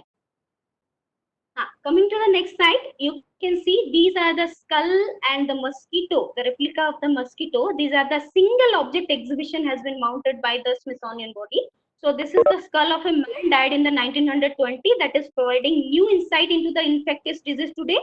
And right corner you can see a giant shape, this mosquito, that is Aedes mosquito, to make the awareness among the people that how this mosquito is carrying the Zika virus, and we should aware about this mosquito. They just made this single object exhibition. This is a replica they have designed.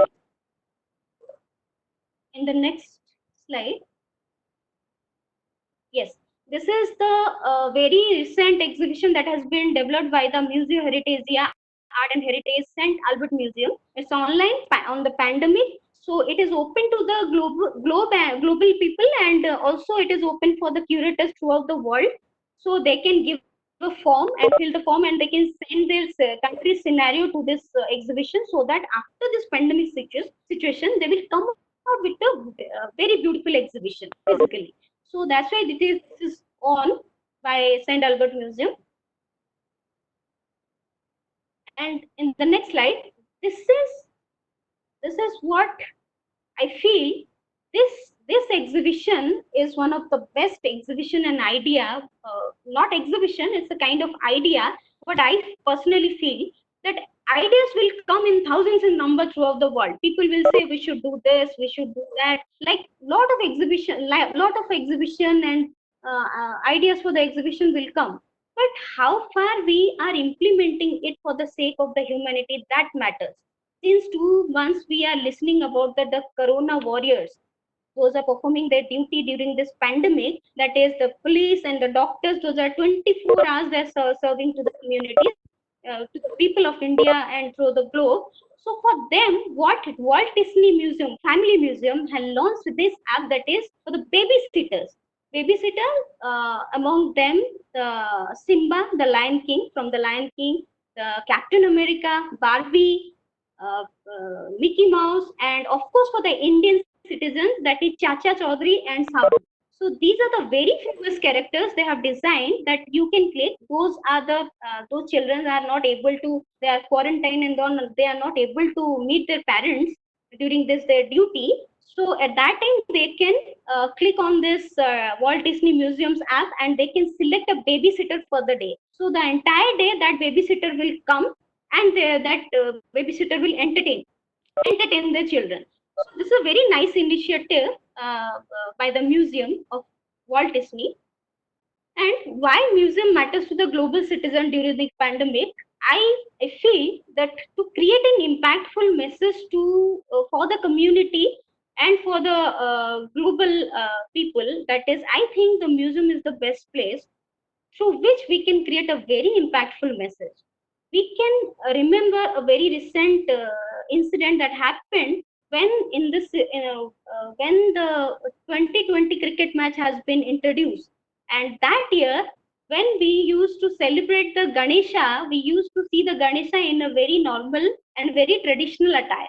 But that year we have seen the small idols of Ganesha and big idols of Ganesha came with Sachin Tendulkar's bat and umpire's cap, like that. So it's a kind of, I can compare this with the museum.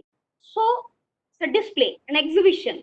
So that year it has been created a very big impact on of 2020 match on among the people of the world. So like this, through the museum, when we are connecting with the people, we can create a very impactful message on the pandemic. So, and museums can be united platform to discuss difficult questions and address challenges to the human society, as we already suggested by our previous curators that we can mount an exhibition, we can think for the exhibitions. So we are getting news about the pandemics and what since 2 months the media, the news channels are very much aware about this pandemic situation, and we are locked in our houses, and of course we are getting news from the news medias. But of course, I think this museum platform is the best place to trust, so that many more false informations are also coming to us, videos, and we are also getting the information from the government of India. Don't trust all the information; those are forwarded messages we are getting. But museum is an institute who can take the responsibility. We can trust on that. So through the museums, online exhibitions, and the physical exhibition, we can properly aware the people and humankind about this pandemic situation, what is actually happening, and we can give them prediction too, and we can suggest them what should be the precautions. So it connect with the communities and audience directly with the objects, as I told you, the Ganesha example. So that's why through the examples, like very museums are planning to connect with the people online exhibition like masks. We are requesting people to have the mask on your face before going to outside, and to sanitize your hands and your edibles that we are bringing from the outside. So these kind of objects, single object can be a message to the community, that mask can be an object, then sanitizer can be an object to aware the people. Coming to the next slide, till now, I was explaining how museum, since from the history, how museum has created a positive impact on the communities and human about the pandemic situation. But now, I just want to explain that how this COVID-19 pandemic situation can hamper and can create impact on museums, and what should be the strategies and the mitigation strategies and the solution to overcome from this crisis. So I have just divided it is into long-term effects and the short-term effects. So in long-term effects, if we'll take the example that we can divide it in the financial and as well as the social and emotional. I've categorized it. So in financial, if we'll take, so European museums will be very much affected. But in comparison to the Indian museum, we don't think so. The Indian museum can be, of course, it will be affected, but we cannot say that the monetary we will be affected, financial, because since from the beginning, start of the museum in the Indian subcontinent, we never focused on the fund generation. we used to say that museum is a non-profitable organization, always serves to the community for the awareness and for the education.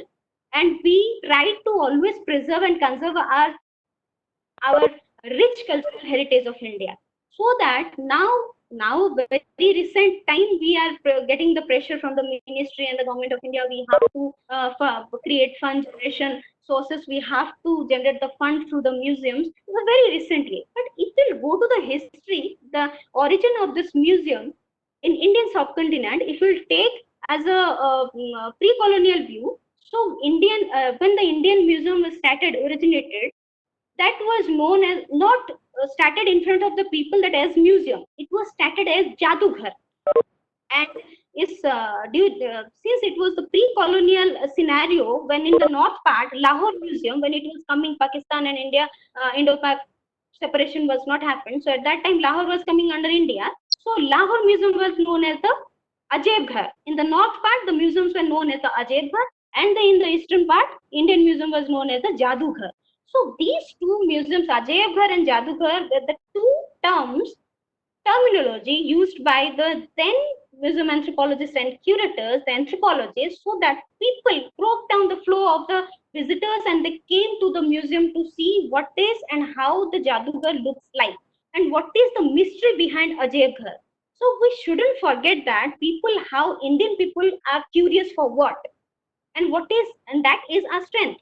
So we shouldn't forget impact of communities and co-curators will be long-term damage, because as I told, in India, most of the museum and in Asian countries, the museums are by the community, for the community, and to the community. So community involvement is much more than the European countries. So we cannot say that monetary, we can hamper the co-curator sentiment. Here, curator, I just want to explain in the museum sector, co-curator means the communities those are involved with the museum. They connect with the museum, they come and they directly design and display their objects. So many of the museums of Asia, and especially the Indira Gandhi Rashtriya Manav Sangrahalaya, that is the largest open air this museum, ethnographic museum in the world, in the Asia.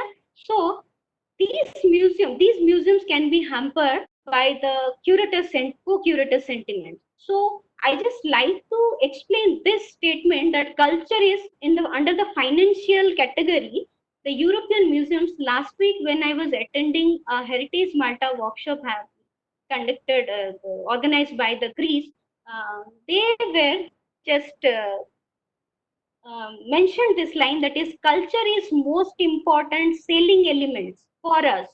So preservation of our culture is most important because our bread and butter is coming from this culture. So in the European country, when we are going, so we can see the museums are mostly into the fund generation.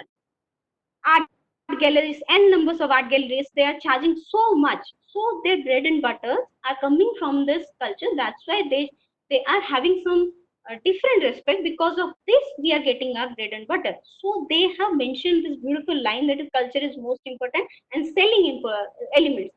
Whereas in India we cannot say that our culture is saleable, we cannot say. So in the next slide, short term impact. Hello. Short-term impact. Short-term impact is categorized by the community outreach. I guess I personally feel that short-term impact will be mainly hamper the community outreach activities, may hamper most of the museums. They are community based on the community outreach activities. Whether you can take the textile museum Ahmedabad, they are more into preserve the textiles of the Ahmedabad by correlating with the Rabaris, and they are the co-curators. Those are directly connected with the Ahmedabad Textile Museum. And likewise, we can say the Doll Museum of Bhopal and Delhi. They have connected. They just connected the prisoners of the jail as a co-curators. They are making the dolls, and they are making different kinds of dolls to explain the myths and the different sayings of the famous sayings, as well as the mythological stories of India through the dolls.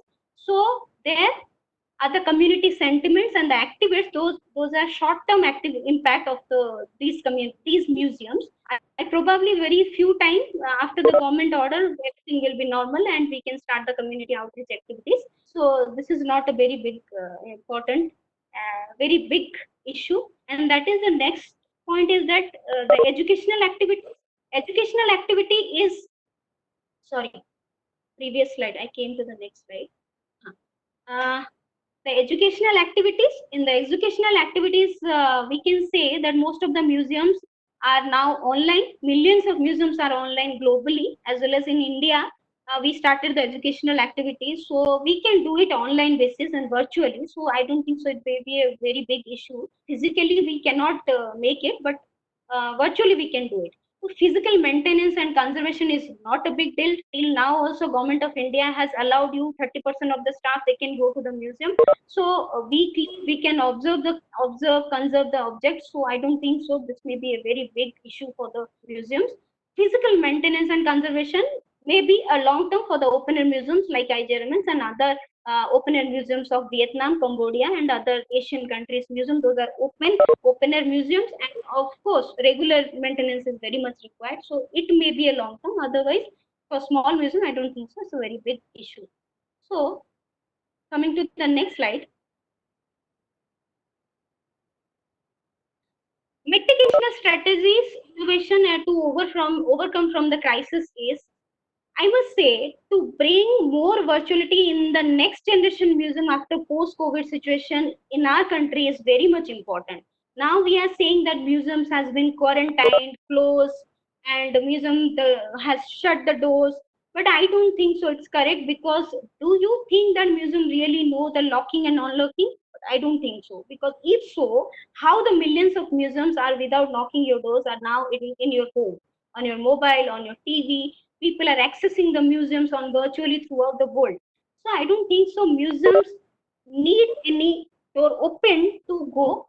If we are facing this pandemic situation, now also we can virtually, we are making our the people of the entire world, when the entire world is under the paw of this pandemic, we are making available a museum to these people. So, but in Indian context, this post-COVID situation is very much important for these museums, because after this because of this COVID situation, we are now into virtuality very much, and we have to think about the virtuality, because we should practice. Most of the museums like Indian museums, the National Museum Delhi, we all are maintaining our website, but frequently the Bombay Museum, the Prince of Wales Museum Bombay, we are very much active in the website, but virtually we are not mounting an exhibition, we are not doing any activities to connect with the people of India. So we have to more into this virtuality.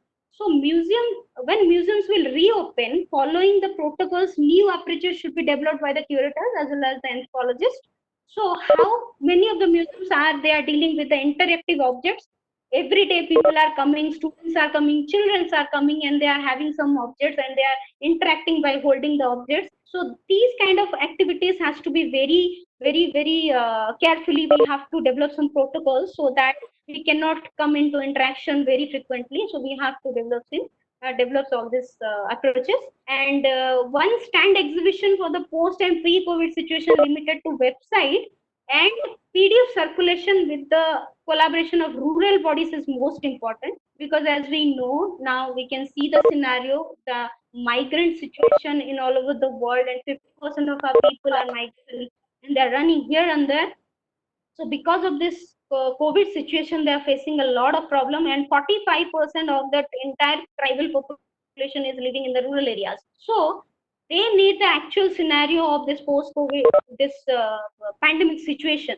So I guess I feel, especially the Anthropological Survey of India should come out with a one stand exhibition, and after that we can make it virtually. And this virtual is of course not possible for all the rural people, so that we can circulate the PDF and brochures like early in the historical periods the National Museum of US has developed. Same we can do it by with the help of the rural bodies. But when we are coming to the virtuality in the museum, at that time we can think about the far museums. Those are situated in different corners of India, that is Leh and Ladakh, Himalaya, as well as the Andaman. The Andaman Anthropological Museum in Andaman, you can see the next slide. Yes, this is the two parts, different parts of India that is far from our reach, of course. So, many museums are surviving in this. And in Andaman, the Anthropological Museum is very, very much important, because when we are thinking about this virtuality and virtual and digitalization, at this time we should think the Andaman situation, because it is very difficult to reach their people over the phone. How you can think about the virtuality and the digitalization? So it is very challenging approach that it should be taken by the Intercom, the ICOM India body. So they should develop some policies for these kind of museums. So in Andaman, you can see at that time, since I was also posted and I was doing working as a curator of that museum. So at that time, I personally what I have faced, I need to explain. So when the world was running behind the virtuality and the online activities, at that time we were hopeless. At that time, when you will landed that, you will feel like life of pi. So at that time, how you can deal with the situation? Of course, we have developed some mitigational approaches like activities with the Jarvas, like museum went to mount some exhibition with the communities. Exhibition mounting means it doesn't mean with the focus light and the banners. We have developed the exhibition with the Jarvas community. Whether since they don't know what is museum is and what is exhibition is, we cannot say that we have mounted the exhibition with them. No, it's a kind of interactive workshop with the communities. Those are far from our reach. So it just to understand their expression and the psychological condition, and thinking about this inter communities, like we have mounted the other communities like Great Andamanis and Shonpins and other photographs in front of the Jarvas, and we just recorded their expressions and their psychological reactions. So this is the photograph you can see. It is the same photograph we took in the workshop.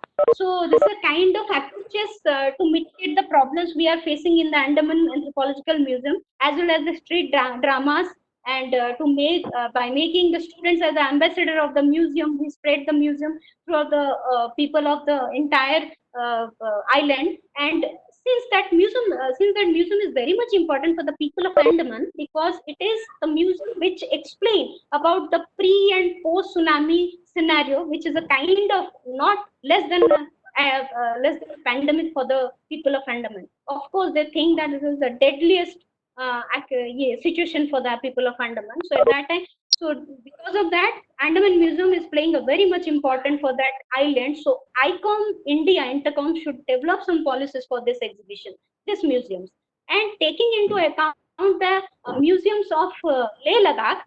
I just want to explain about this Munshi Aziz Bhat Museum of Central Asia that is situated in the Kargil, that Leh Ladakh. It's a trade artifacts that they are having. Sorry, next slide, skip. Previous slide.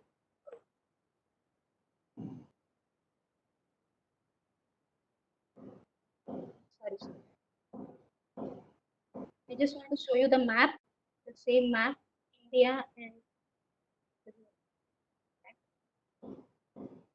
yes. So this is so I just want to say the museums in the high altitude, that is this Munshi Aziz Bhat Museum of Central Asia.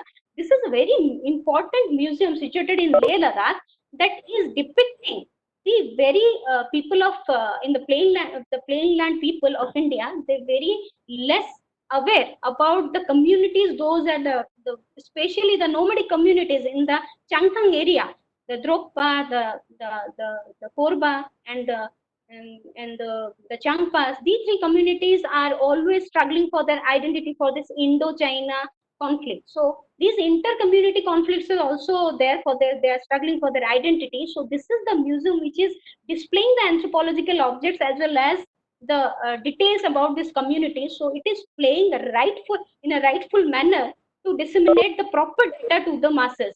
So that's why we should think this farm museums as well as that means I want to say this museum is also explaining and displaying the objects and the details about the Aryans, those are living in the Kargil, and they played a very important role for the Operation Wizard that has been held in the Kargil war. So that has been mentioned in that museum, that they have helped the Kargil Indian Army to win this Operation Vijay. So these museums are very much important, but we are less aware about this museum. And so ICOM India should develop some kind of strategies and policies to solve these issues and to mitigate all these problems. Coming to the next slide, this is the exhibition that we have, not exhibition exactly, that the workshop that museum has been initiated with the communities, the Jarvas. You can see the reaction they are painting on the pictures after seeing the photographs. Yes, next, coming to the next slide, not next, but it is my last slide. Museum perspective of pandemic situation. So, museum perspective on pandemic situation, if we discuss, so since we have created this platform to know about the museum perspective on the pandemic situation, usually we think of a museum is a place with behind solid glass always. But I must say, culture is not a museum exhibit. It remains alive only by the adapting itself to the modern condition. So, of course, nowadays we are living with the Corona culture. So, this man is living with the Corona culture is a part of this civilization, and we should display rightful manner with this museum, especially with the anthropological museums, with adapting with the modern condition. So, and in the next line, I just want to say the meaning of the integrity. Meaning of, in this pandemic situation, what human is facing, that is the meaning of the integrity, and the faith of healing is the very master tools that can be shield the humanity. That terror has been created among the people, that has been healed by the only by the anthropologist as well as the museum anthropologist through the museums by the proper dissemination. So this is the mindset of we have to think about the mindset of ourselves, that how far we can help the communities as well as the humanity to disseminate the proper data to the museums. So during this pandemic situation, and in the last line, that is a femur, thigh bone, and evidence to the humanity where civilization starts.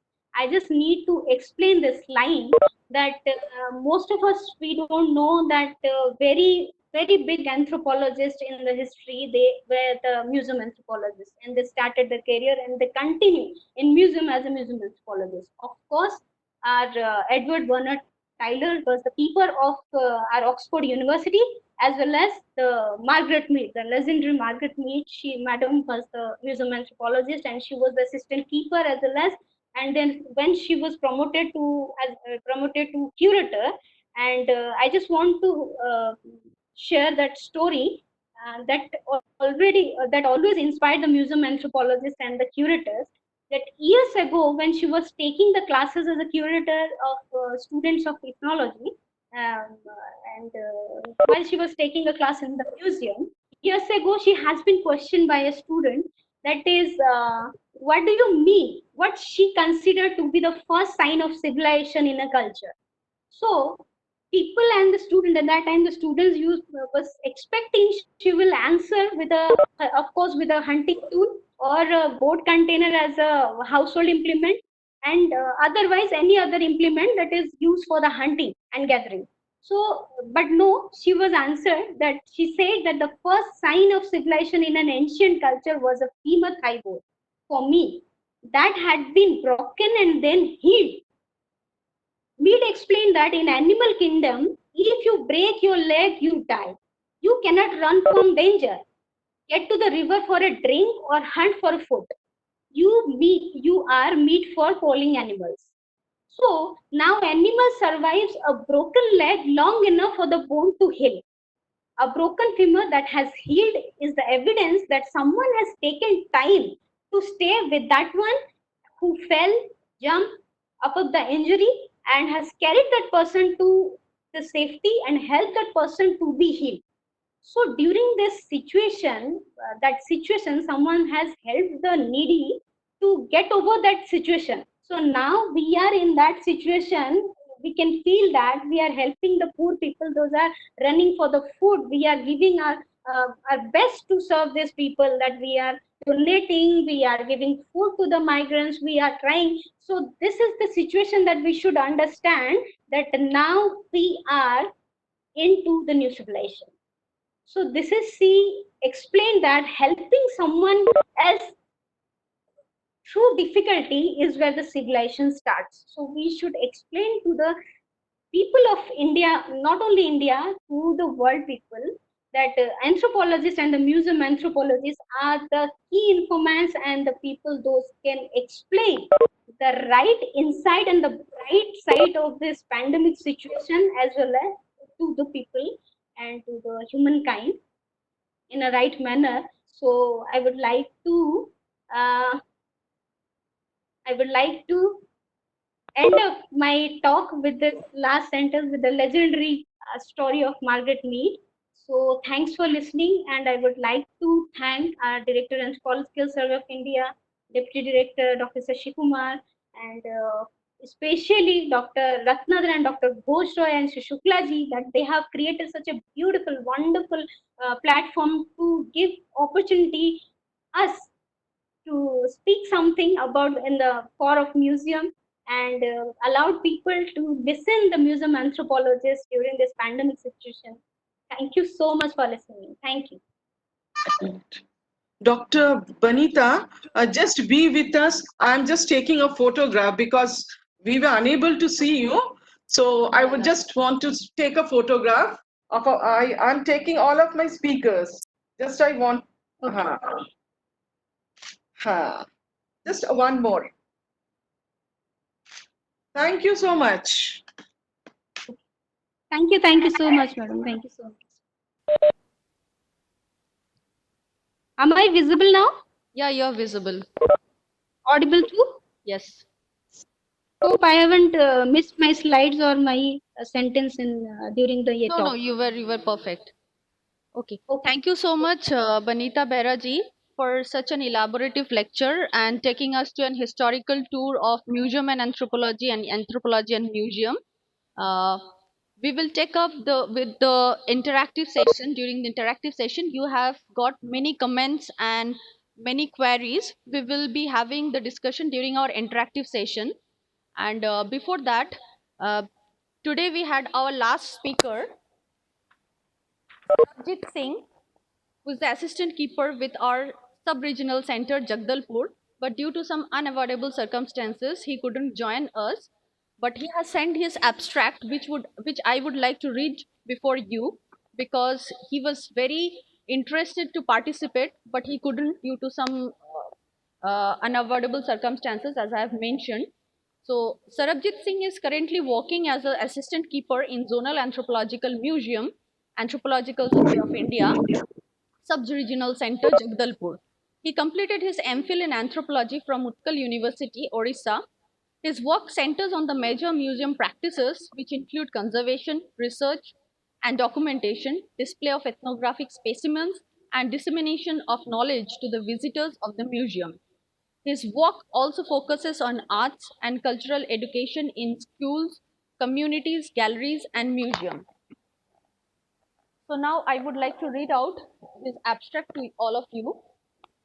Anthropologists all over the globe have already proven their efficacy in mitigating the pandemic situation. From the Ebola outbreak, we learned that how anthropologists were mobilized by the WHO. In TB and leprosy projects undertaken by ICMR in various regions, the anthropologists have contributed intensely by studying the underlying factors such as social stigma, which directly or indirectly hindered the efforts by the local medical team and the TB and leprosy eradication programs launched by the government. Similarly, in the case of Ebola virus, the anthropologists carried out qualitative investigations of the social cultural factors which led to the spread of Ebola virus disease. It is also known that during this epidemics, anthropologists have served as advisors to the World Health Organization and relatively more than sufficient time and energy, because it takes more time and sincere observation to analyze the data we gather during our fieldwork. In such cases, it becomes challenging to act with emerging epidemic emergency. From the museum perspective, it is as much as challenging to cope up with the pandemic situation.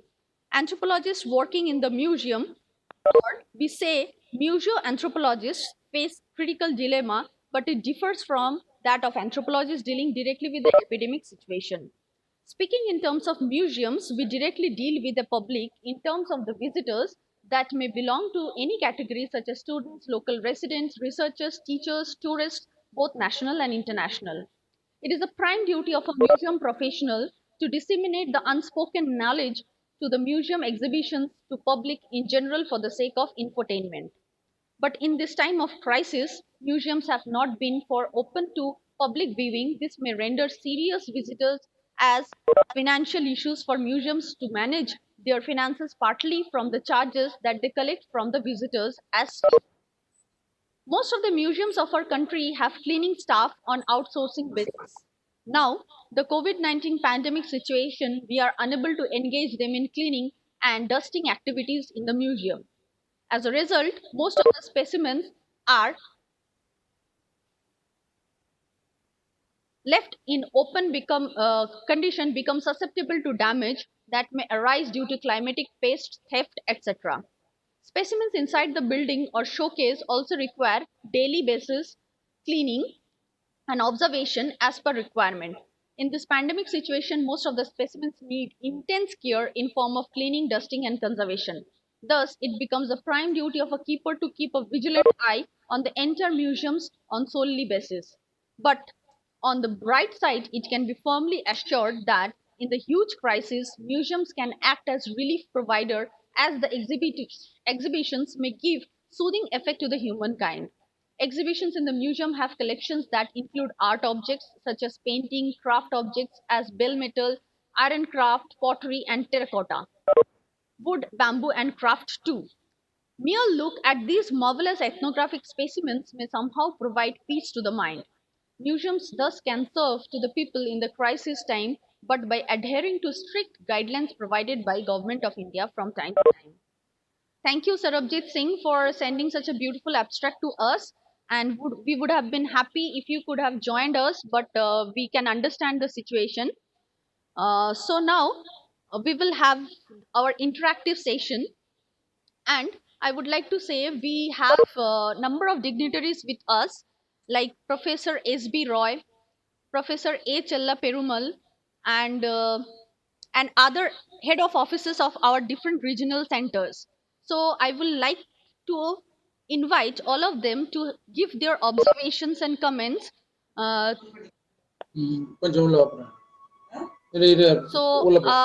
think I will like to begin because this is an online platform. I have to call one by one at a time.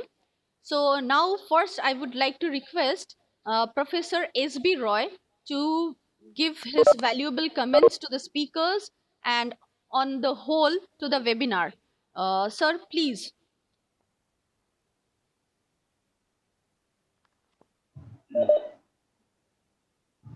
Hello, can you see me?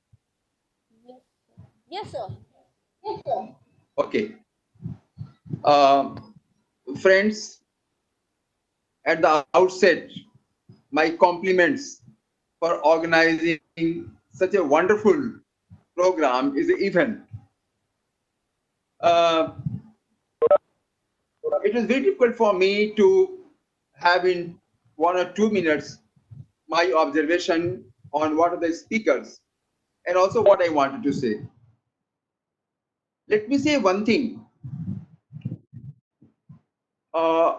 I consider this coronavirus as a biosocial trauma.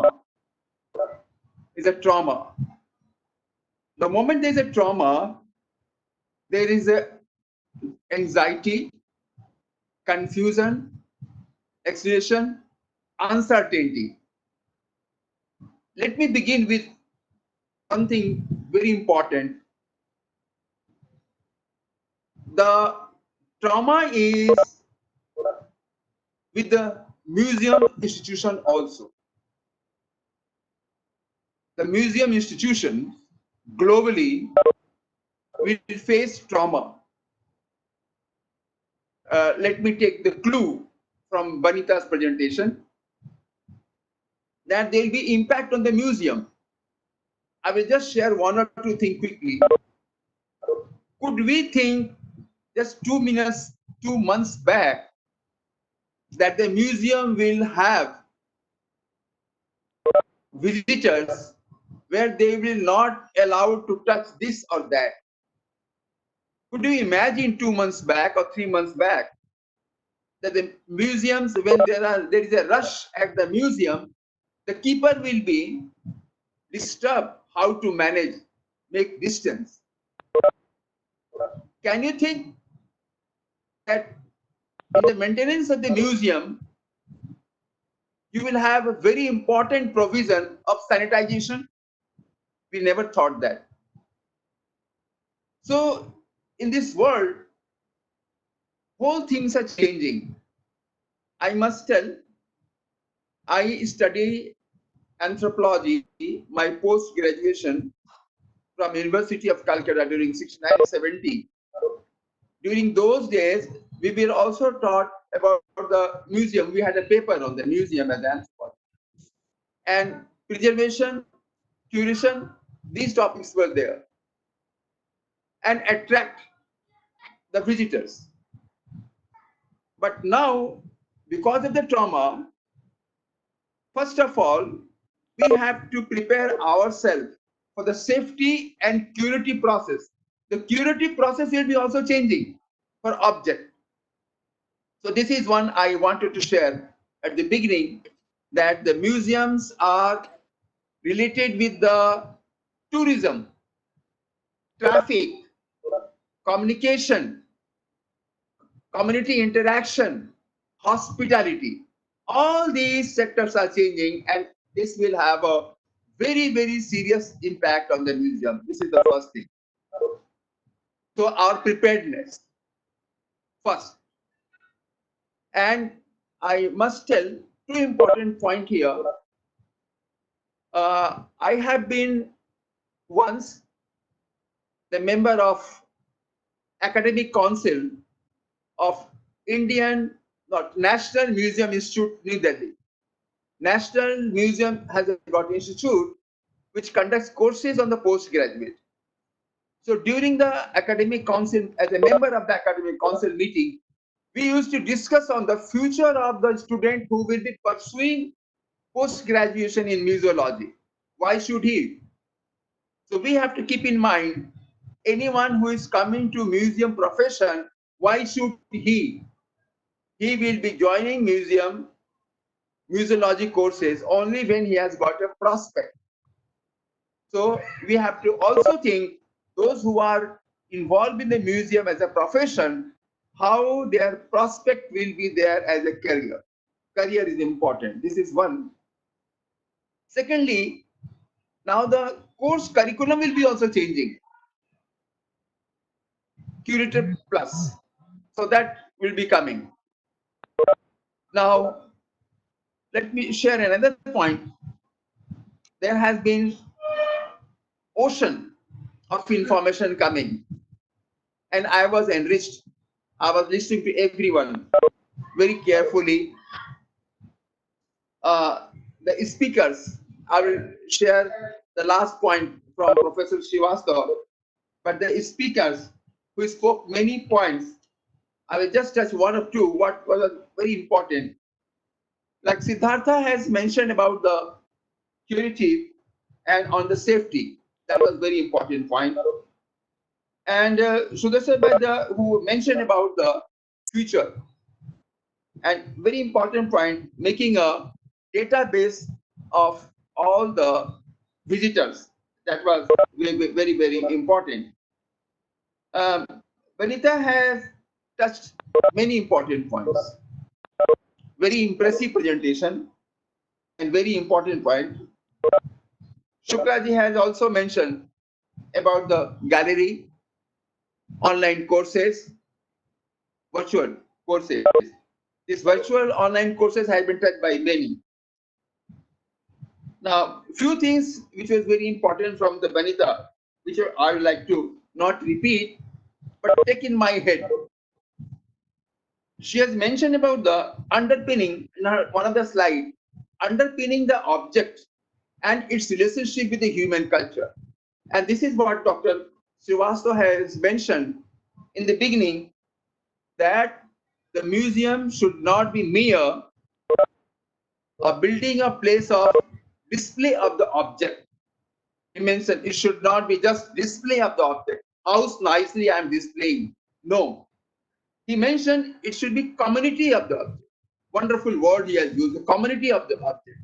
That means whatever objects we're keeping in the museum, each one has got a relationship. If they are not making a story, the museum has got no value. It will just a display. And he also mentioned it should be community storytelling.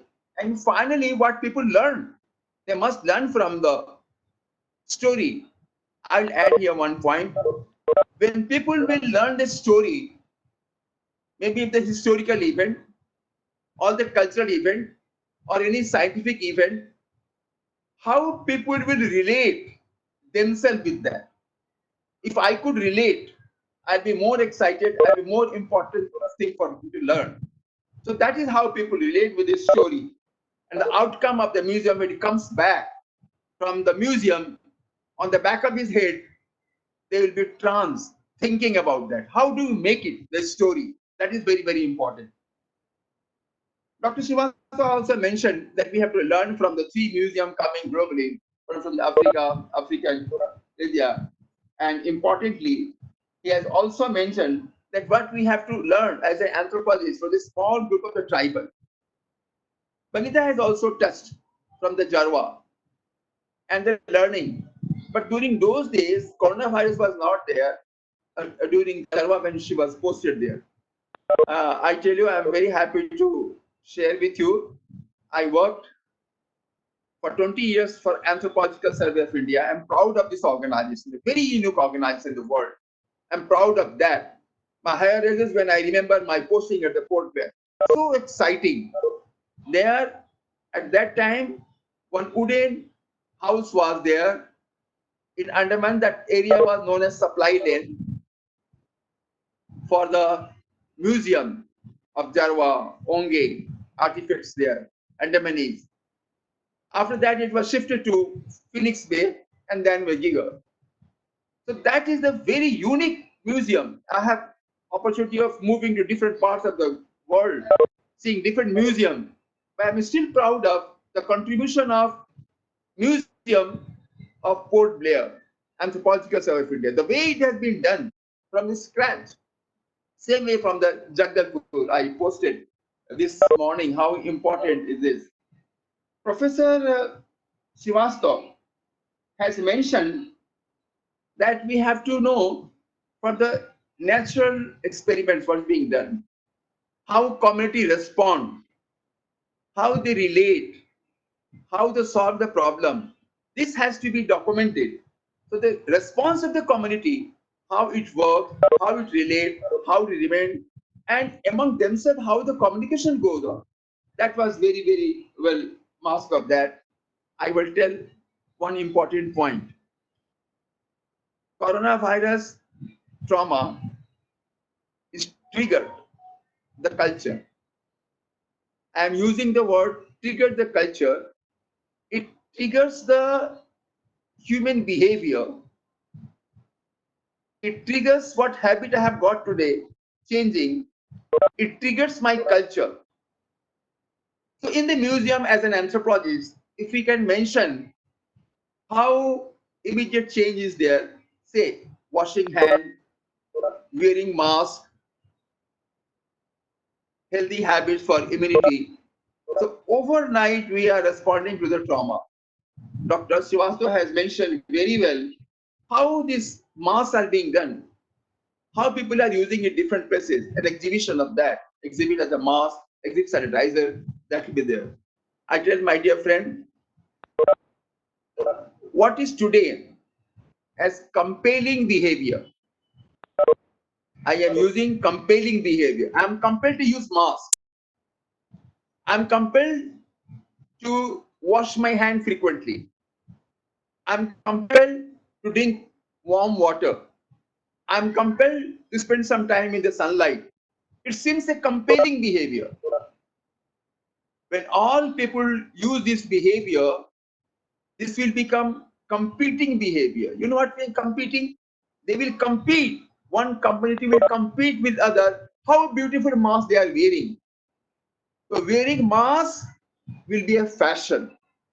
There'll be design on the mask. There'll be color on the mask. People will be wearing the mask with the other dresses color matching. So what today is compelling behavior, will tomorrow will be competing fashion. Finally, I'm so happy. So many people have shared many things, even from Benita also, the impact on the museum, how the global, particularly the Disney, that this museum was, how from the family we learned. I'm not going to say. And again, I'm asking, requesting one of the sentence Professor Shivasto has mentioned, scientific stigma. Stigma. What he wanted to share about the stigma. What could be the strategy to overcome the stigma?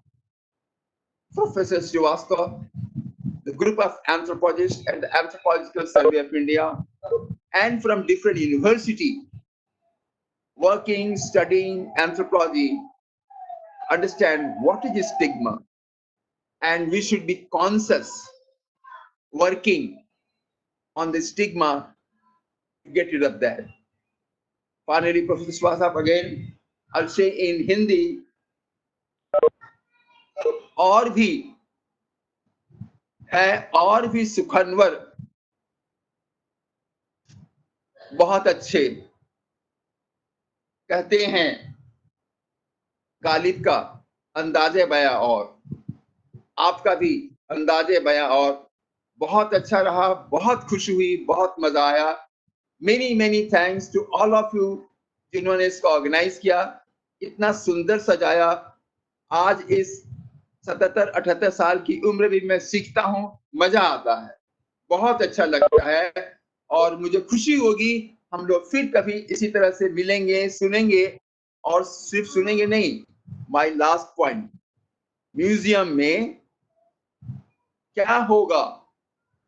Again I am remembering my contribution during my member as a academic council member of National Museum Institution, that each exhibit will be impressive. Hindi में कहते हैं चौंका देने वाला. कैसे आप कहानी को कहेंगे, लोग चौंक जाएंगे. कैसे एग्जिबिट को समझेंगे कि चौंक जाएंगे, देखते रहेंगे और बाहर जाके सोचते रहेंगे, अरे क्या कहा, कैसे कहा, आपस में बातें करेंगे, तब उस एग्जिबिट का दिमाग पर असर होगा. বাংলা में বাংলায় বলতে পারি এমন জিনিসগুলো রাখা, এমন কথাগুলো থাকা যেটা লোকেকে চমক দেবে. যদি চমক না দেয়, শুধু সাধারণ কথা হয়, সাধারণ রাখা হয়, তাহলে লোকেরা ওটাকে মনে রাখতে পারবে. So it should be like this. Thank you very much. Thank you. Thank you so much, sir. You have summarized it very well, very beautifully. If somebody has missed the total webinar from beginning, from your summarization, everybody could get a glance of what we were having, what we were learning from the beginning. So now I would like to request Professor A. Chella Perumal, head of the department Anthropology from Pondicherry University, to give his valuable comment. Yeah. May I audible? Shall I talk? So not that clear. Can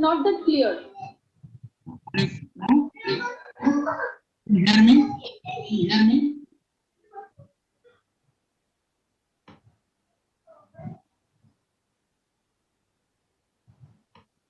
Hello. Yes, sir. Good evening. Shall I talk? Yes, sir. Yeah. Thank you for giving me an opportunity to make a comment on the presentations made.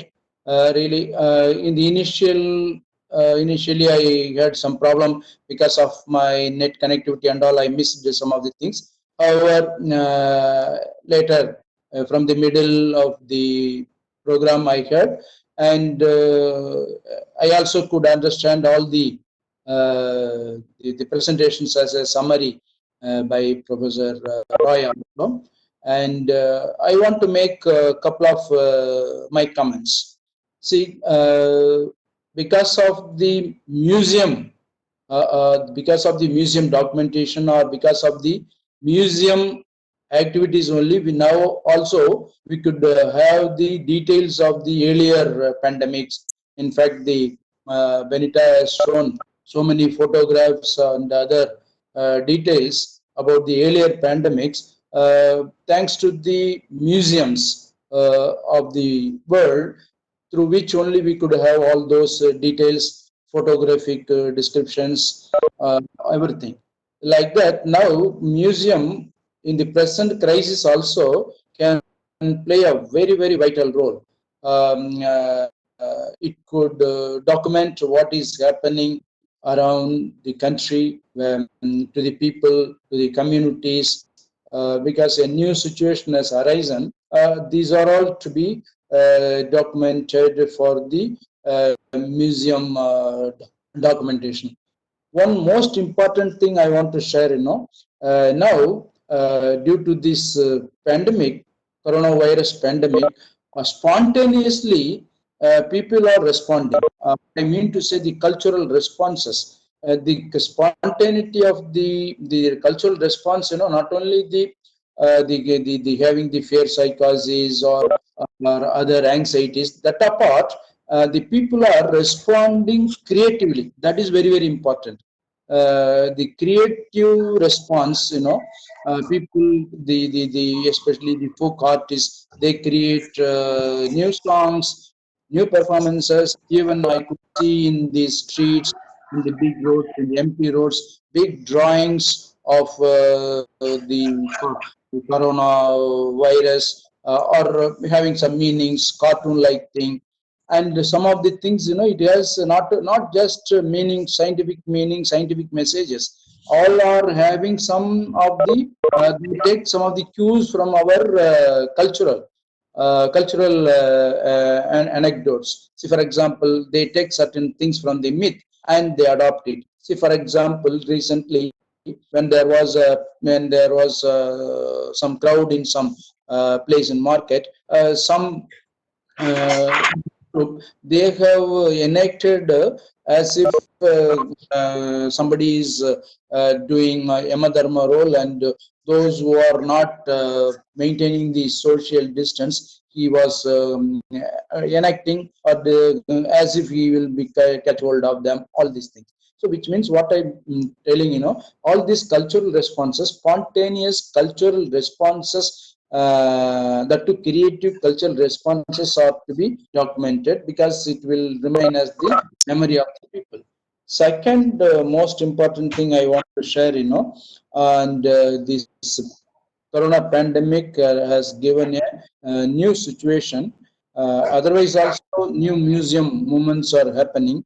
Now, we wait for multiple museums. In fact, we cannot have the centralized, big, huge museums for having large people, large gatherings to come and view all these things. So, which means a new sensitization of museum creations wherever there are possibilities. In fact, not only institutions should have museum, communities should have their own museum, or should have the educational institutions should have museum, or even personal museum, family museums. So the memories or all these things are to be, instead of throwing away, they should, if there is an opportunity, they should keep only these kind of the new museum movement has to be evolved. I say, because there is going to be a difficult situation. The large gatherings, collective gatherings, big celebrations, all are how long we are not going to have all these things, we don't know. Nothing wrong if we keep the proper scientific or health precautions and other things, there will be definitely some kind of minimal gatherings. See, for example, government itself has now advised for limited gatherings. See, if it is a marriage, it should have only some 50 people, or if it is a unfortunate death, it should not have more than 20 people, something like that, you know. So these are all in such a situation, we should have the as many museums as possible. When because in the museum, we are not going to have the with the only physical objects. Now we are going to have the virtual museums, the digital museums. All these things are there. Especially in the crisis only, we have to develop a new kind of things. But and museum or the repositories, which will only keep everything as a memory for the future generations to come. And this is my response. But one more thing I want to say, really, I had wonderful opportunity of hearing very good lectures. I appreciate wholeheartedly. Another important thing, I am very happy. Though anthropology is considered to be the slow science by many people, but now we anthropologists, especially Indian anthropologists, people like our Professor Srivatsav and all other leading stalwarts, very quickly responding to the situation. We are able to say the anthropological implications. In fact, we are up to date. Though we to do anthropological research, it will take time. That is a different thing. But we, especially these type of crisis and other things, there is very little time to. We cannot have more time for granted. So really, I'm very happy by this kind of online lectures, webinars, Zoom lectures, all these things. Most of our anthropologists are responding quickly, sharing our views. It is. I am very happy about it. And once again, I thank you and thank the organizers for giving me opportunity to share some of my views. Thank you.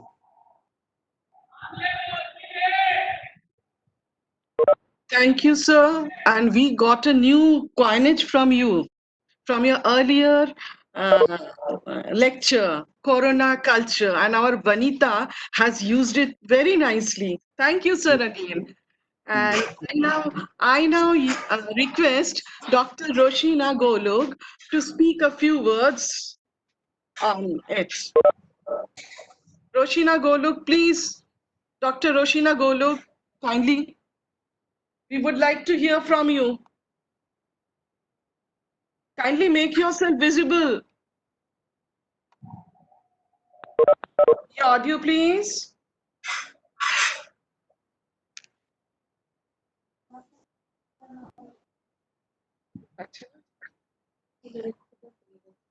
Hello? Hello? Hello? Dr. Roshina, are you there?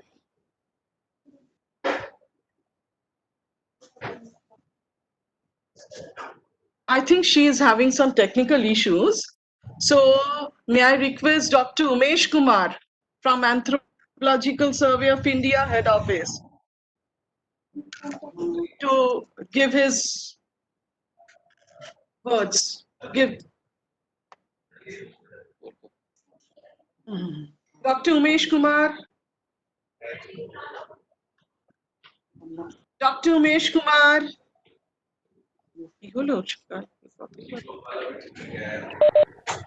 Hello. Hello. Dr. Umesh Kumar. Hello. Roshina madam, are you back? Hello. Hello, ma'am. Am I audible? Yes, you are audible. You are audible, Dr. Umesh Kumar. Please. We would like to hear you. Sir, you are not visible. Okay.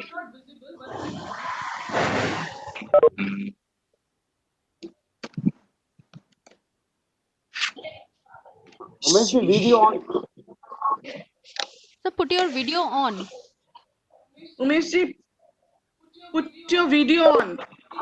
But we are able to hear Yes, you. yes, it's okay. Yes, you are there. You're there. Thank you, Umesh Kumarji. Please continue. Thank you, ma'am. I express my thanks to all presenters. They presented very nicely. And I had few words, which just I wanted to share here. And that is like this online interaction with, colleagues, and particularly with our curators, assistant keepers, has been quite enlightening for us. And no one knows that how, during this corona period, will go down in the history. And during this time, there is one question which probably most of our museum keepers have answered, is that is what museum can do when everyday life has come to a virtual standstill, and the situation, and is changing almost daily.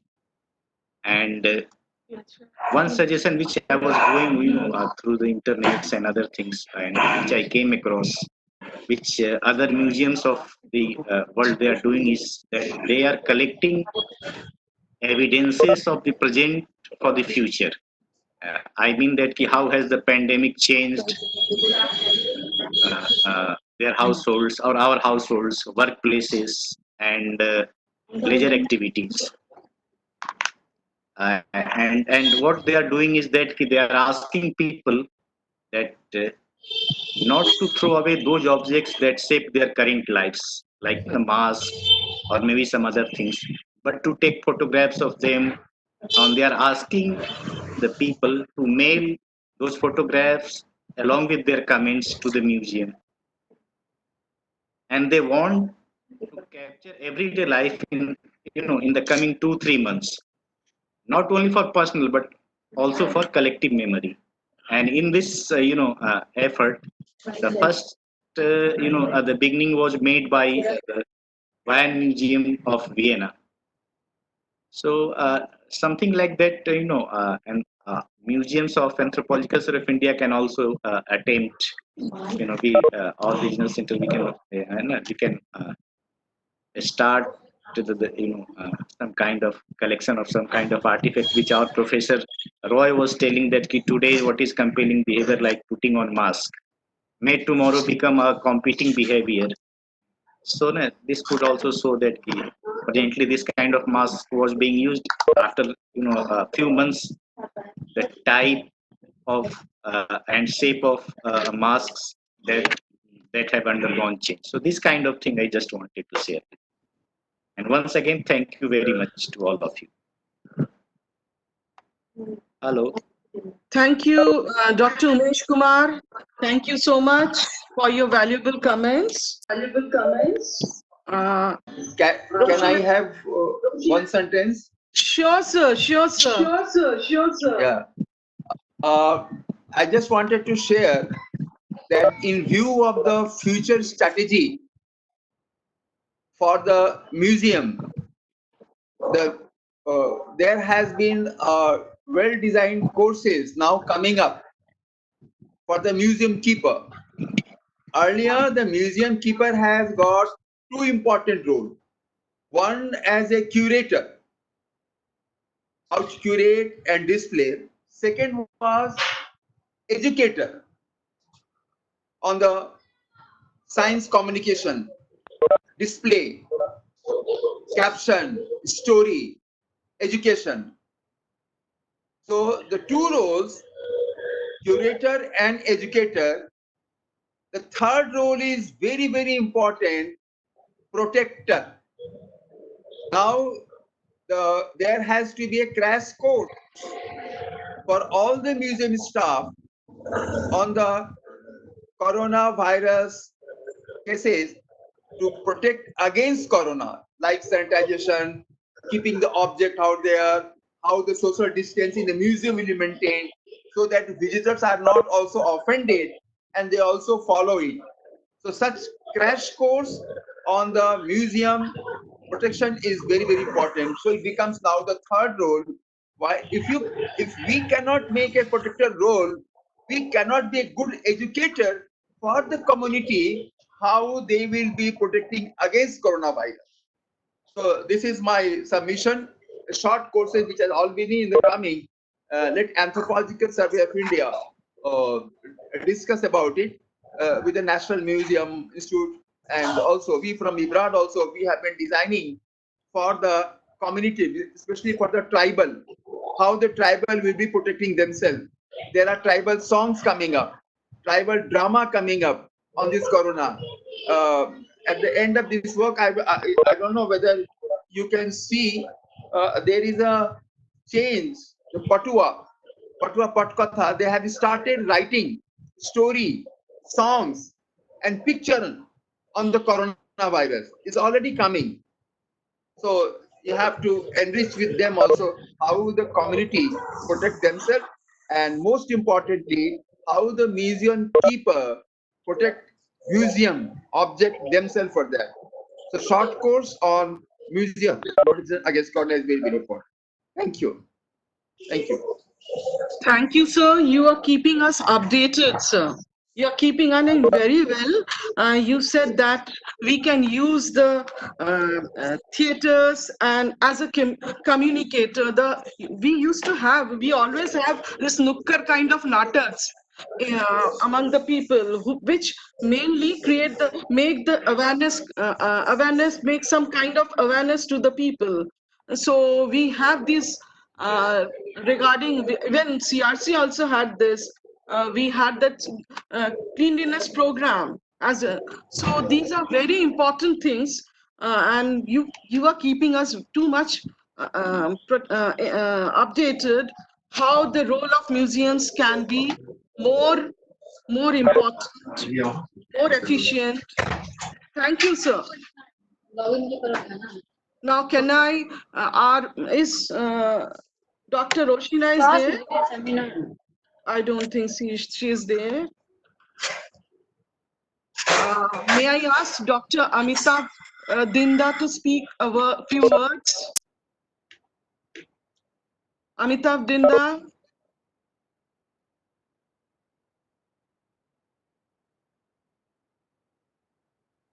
Amitav Dinda?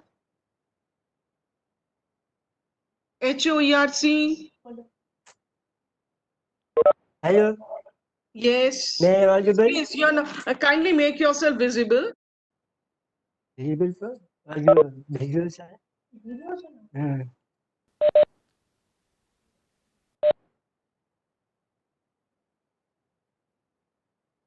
Congratulations to all the speakers to the COVID-19 and pandemic situation in the auspicious day of International Museum Day.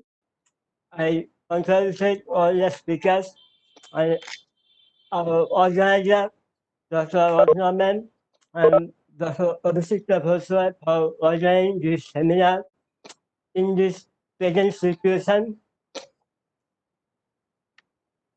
Our speakers told valuable comments or for role of museums in the pandemic situations and how we will proceed further in future to join people for avoiding pandemic situations like this. Dr. Benita ma'am has already uh,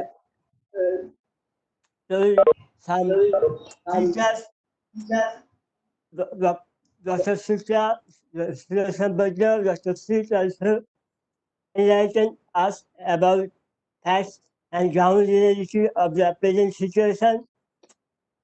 Thank you all for organizing this beautiful web seminar. Thank you, God. Thank you so God. much. Thank you so much, Dr. Dinda. Now I request Dr. Nilanjan Khatua to speak few words. Yes, sir. Yes, sir. Thank you.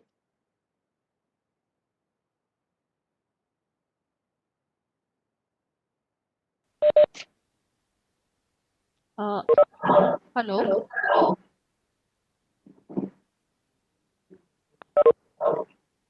Dr. Nilanjan Khatua, please. Are you there?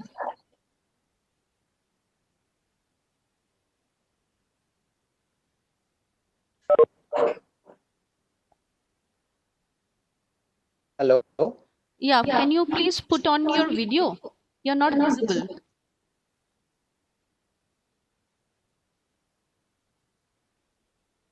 Now it is visible, ma'am. Yeah, now visible. Can I speak now? You can hear me? Sure, sure. Yes.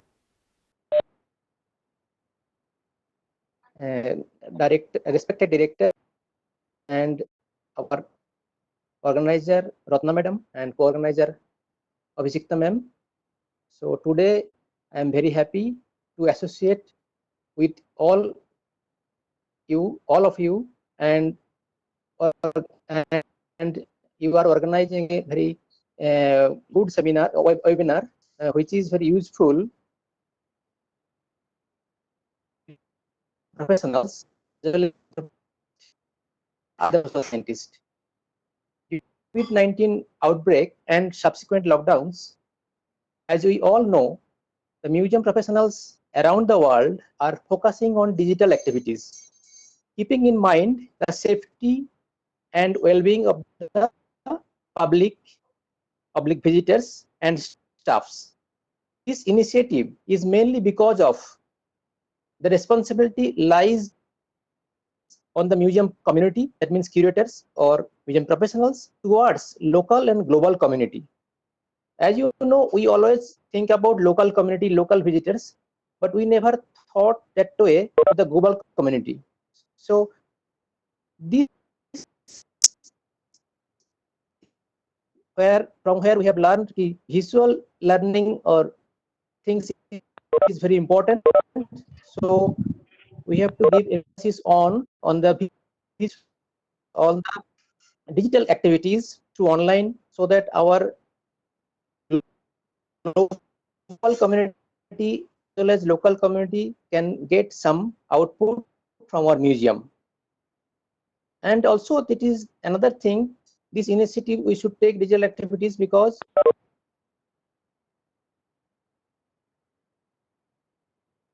around the world, around our country.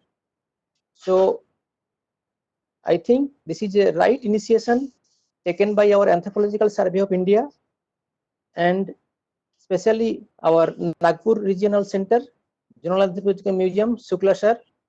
I congratulate you for your nice initiative and make us join together in this webinar.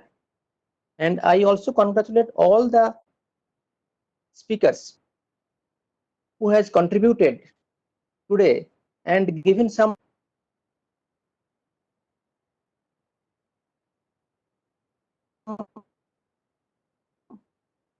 clues, like that the database we don't have, we should database of the visitors, so that we can share our things to them online, or visual things we can share. And Madam Bonita also rightly focused on the historical perspective of the epidemics or pandemics. So that also should have some idea. Otherwise, we cannot make a good exhibition in future. So thank you, Madam Bonita ma'am, for your nice presentation. And also I congratulate Seat Sanjay Shukla sir and Sudarshan Vaidyaji and Savarjit for your nice input. And I congratulate all of you in this International Museum Day. Thank you all. Thank you, Dr.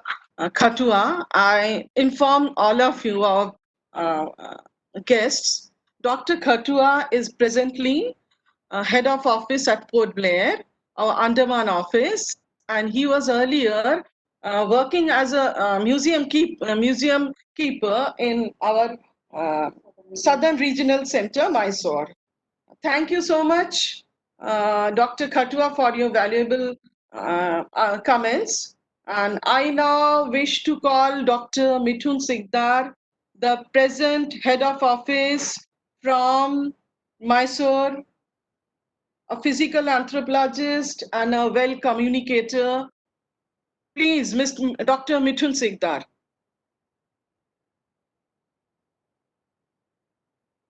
You're not audible, Dr. Sikdar. No, please, please. You're visible, but you're not audible.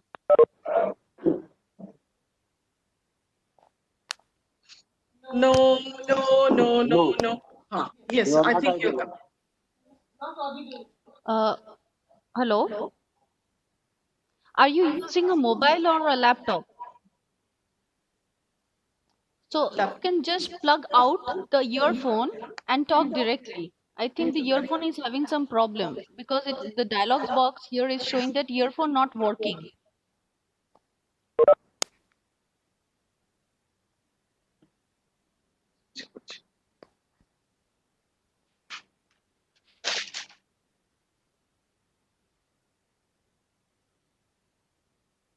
No, no, no. I think there is a problem with the earphone. You can plug it out.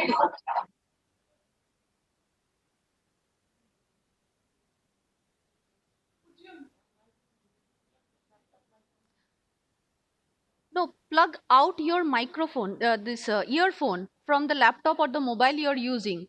It's still plugged in.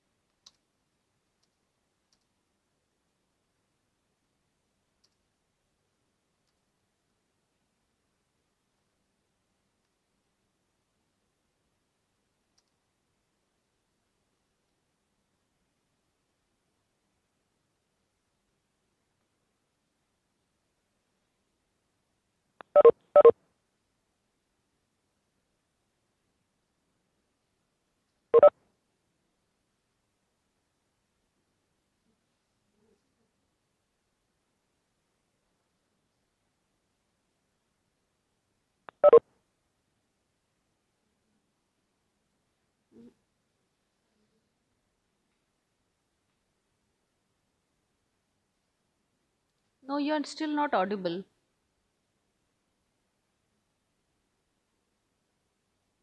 No, no, not at all. You can talk directly. Instead of using the earphone, you can talk directly.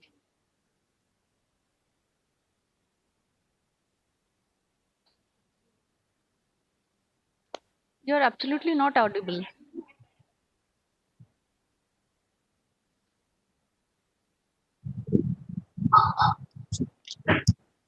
Hello?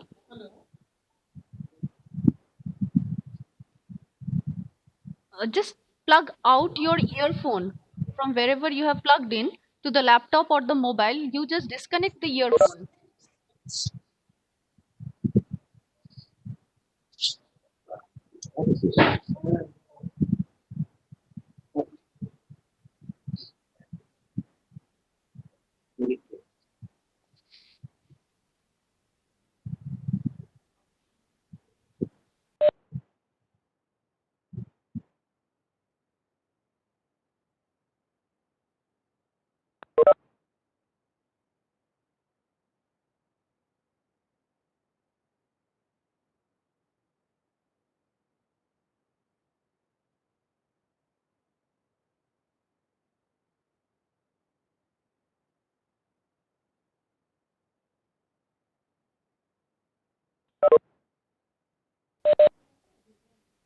We are unable to hear you.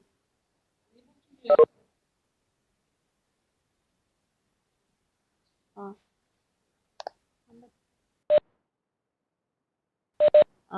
we think Dr. Mithun Chikdar is having some network issues because we are getting some dialog box showing that he's some low bandwidth connections. So in the meantime, we would like to hear from our respected director, sir.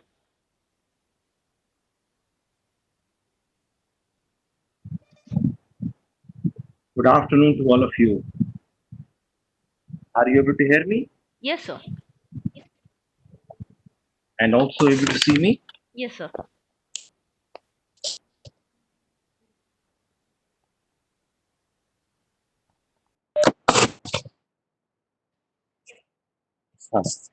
My apology. I had to leave in between because I had to attend to,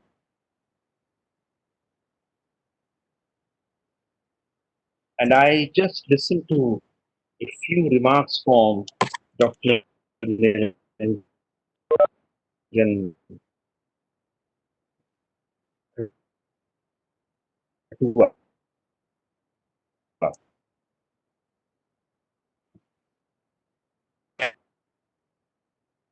and uh,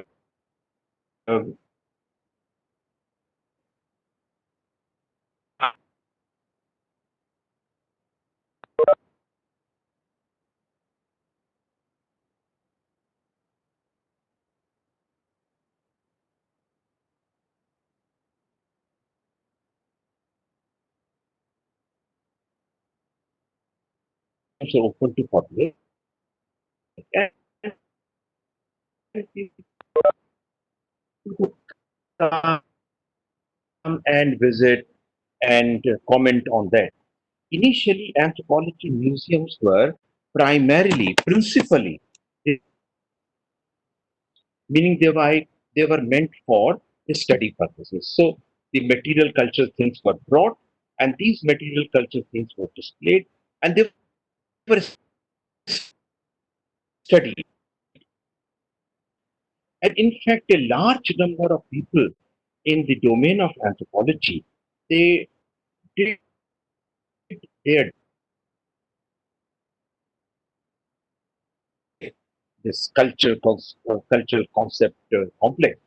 They promoted a large number of studies of the museums, the museum things.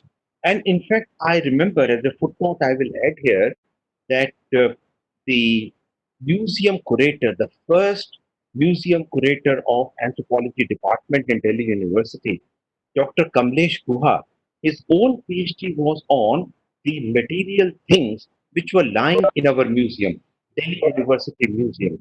And Mr. Guha, later on, he earned his doctorate from Calcutta University under the supervision of Professor P.K. Bhaumik. Dr. Guha was perhaps the only one in those days to publish a paper in ethnos, which was not an easy thing. And his paper was on the plough and on the aspects of plough. So museum was primarily for the pedagogic purposes, for the research purposes, and you bring the things and you study. In the development of anthropology, in the growth of anthropology, museums played a very important role. In fact, the origin of fieldwork can be traced to collections which were made for the museum. So there were people who were asked to go to communities which were very different from the Western communities, collect their material, bring these material to the museum.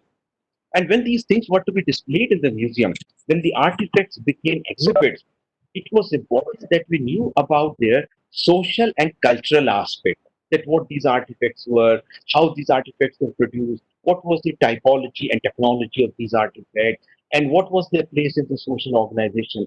And for this, it was important that these cultural things, these material culture things, were studied in the context. And this actually gave rise to the whole tradition of fieldwork. So my first point is that in anthropology, museums have played a very important role.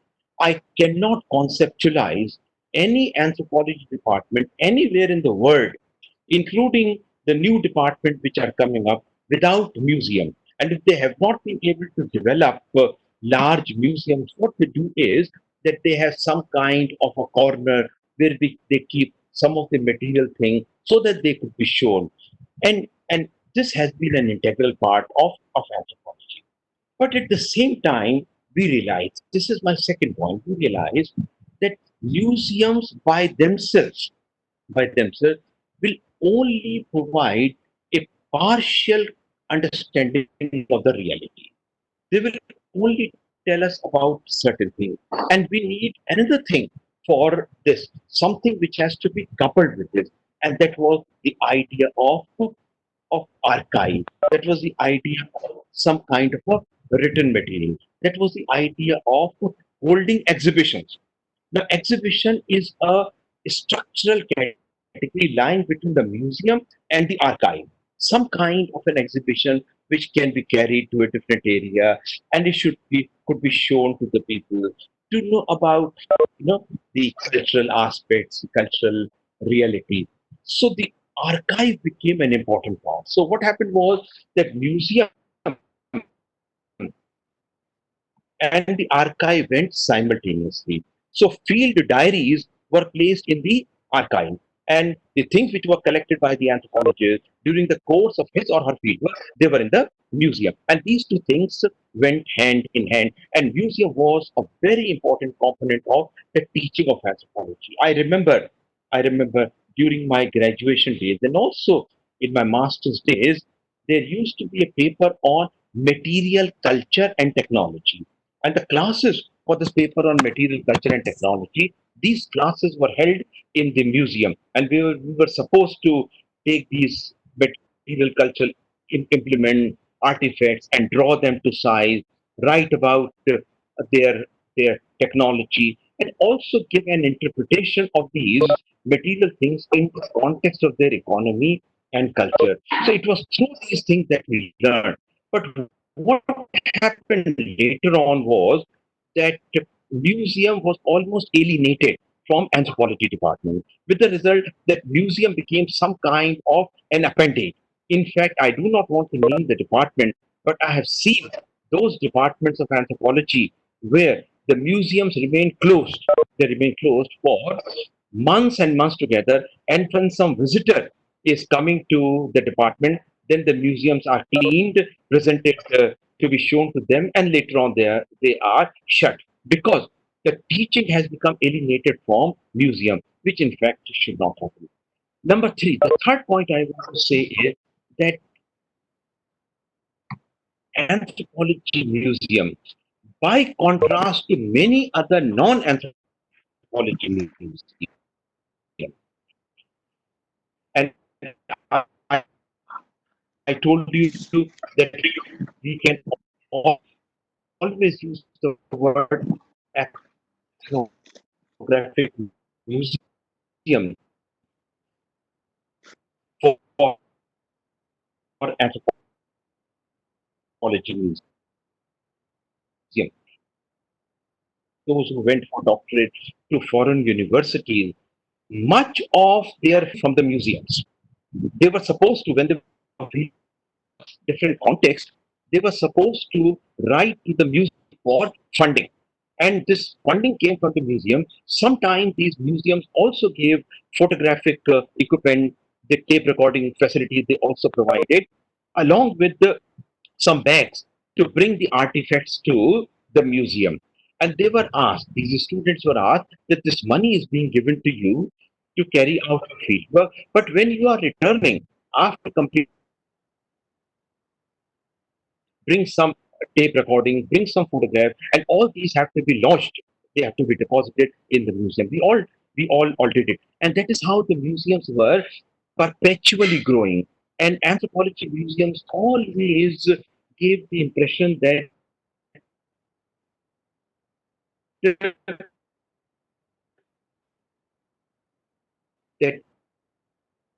the exhibitions will change after or so. New things have come and going to be placed.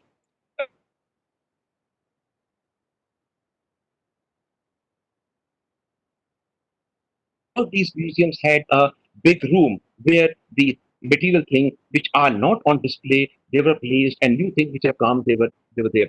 And it was expected that when a professor retired, a teacher retired from the department, whatever material collection he or she had, with him, which he kept with him or her mainly for the purpose of teaching, because the teachers brought these material things to the classrooms to show that what they were. I still remember that when I was in my graduation second year, the class on fire making instruments or fire making to the class and displayed how this was done. So when a professor retired, he invariably gave all his material cultural collections to the museum. And the museum had a cabinet in which it was written that this is a personal collection of so and so. And that is how these museums developed, that is how these museums grew. Number four, the fourth point I'll say that many of these anthropology museums, they were largely not for public, largely not for public. They were meant primarily, as I said, for the purpose of teaching and research. But once a month or maybe once in 2 months, the museum was opened and the public was invited to come and see the museum, and they participated in the activities of the museum on that day. That was sometimes called the museum celebration day, or maybe the assistant curator, they would go around telling the people what they are. I remember in Delhi University, the museum day used to be the flowers day. When the university celebrated the flowers day, that day the museum, anthropology museum, was open for public, and a large number of children, they used to come, and we used to explain to them what it was, and really enjoyed looking at material things like boomerang or rat trap or various kinds of fishing nets which were formed different culture. So this was the character of the anthropology museum. And the fifth point is that then these museums, once they grew up, they were open for public. So the public could come and they could see. But these museums are and were very different from the other museums, because anthropology museum cannot be understood unless the curator has an imaginative mind and is able to display the thing that people know how this storyline is developing, or the curator is present there to explain to the people what it is. Because anthropology museums are concerned with a part of social life which is what is called subaltern, a kind of social life which is not a part of the usual mainstream. So this is about the people who are who are alive, people who are there. And therefore, an important aspect in the anthropology museum is to look at the relationship between the community and the museum, which I will be the last point. I'll just take 2-3 minutes more to summarize some of these things here. Now, in the morning, when I was speaking about what anthropologists can contribute during the time of epidemics, and you know that a number of museums, they develop galleries on pandemic, galleries on epidemics, and Dr. Benita Behra showed some photographs of that. So this has been there. Now my question is that what about anthropology museum? Other museums have been developing. American Museum, Smithsonian Museum, they have been having these kinds of galleries. The gallery on Ebola, which of course you can still see. Now these are there. But what have anthropologists done with respect to the depiction of, with respect to the presentation of epidemic? What has been our contribution with respect to that? When someone goes to our a museum, say in Andaman, Port Blair, does one see the effect of tsunami on the tribal community? That's the question.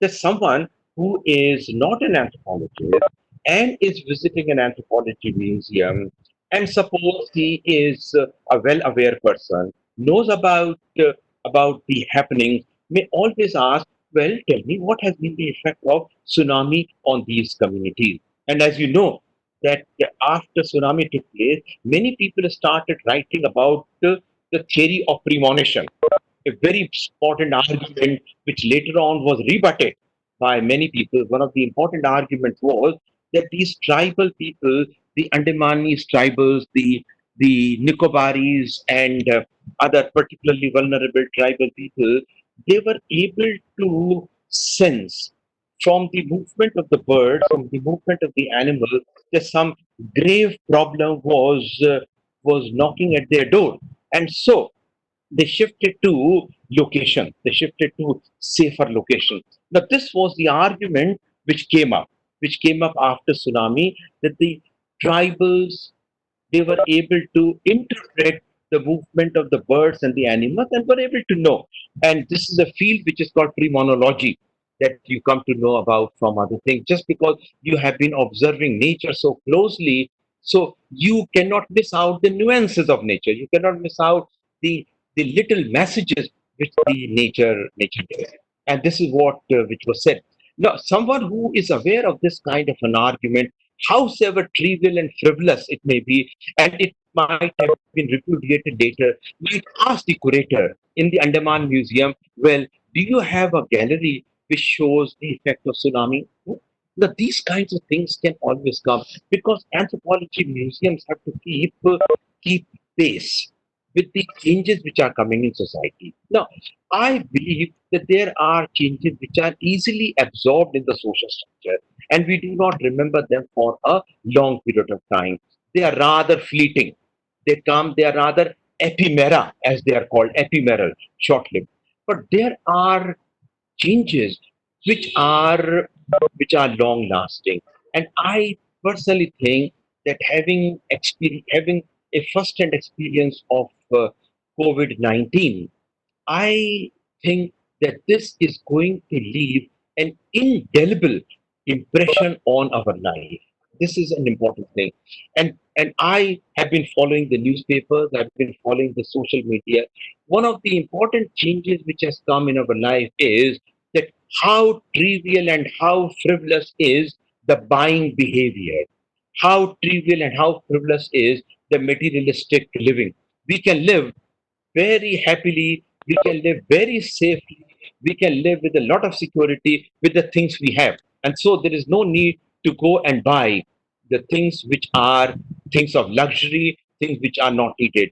Of course, for substantial survival, you need certain things. You need milk, you need salt, you need sugar, but certainly you don't need a Nelly sari, or you don't need a silk cloth. I mean, perhaps you don't need. So things, which are in the domain of hardcore upper class materialism, you can always survive with this. And this is going to leave an indelible impression on us. Furthermore, I think a large number of people who are above the age of 50, roughly or so, spoken to a number of people on mobile phones, collecting them electronically. I've seen that they have become more philosophical. They are looking inwardly. They are looking into themselves. They are looking at how the meaning of life may change.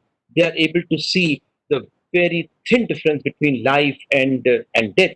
Now, this is something which is adding to our understanding. And these days, because we are home, we are spending a lot of time speaking to people on phone and trying to understand what they are thinking. And this is my observation, that people who are a little elderly, they are becoming more and more inwardly. They are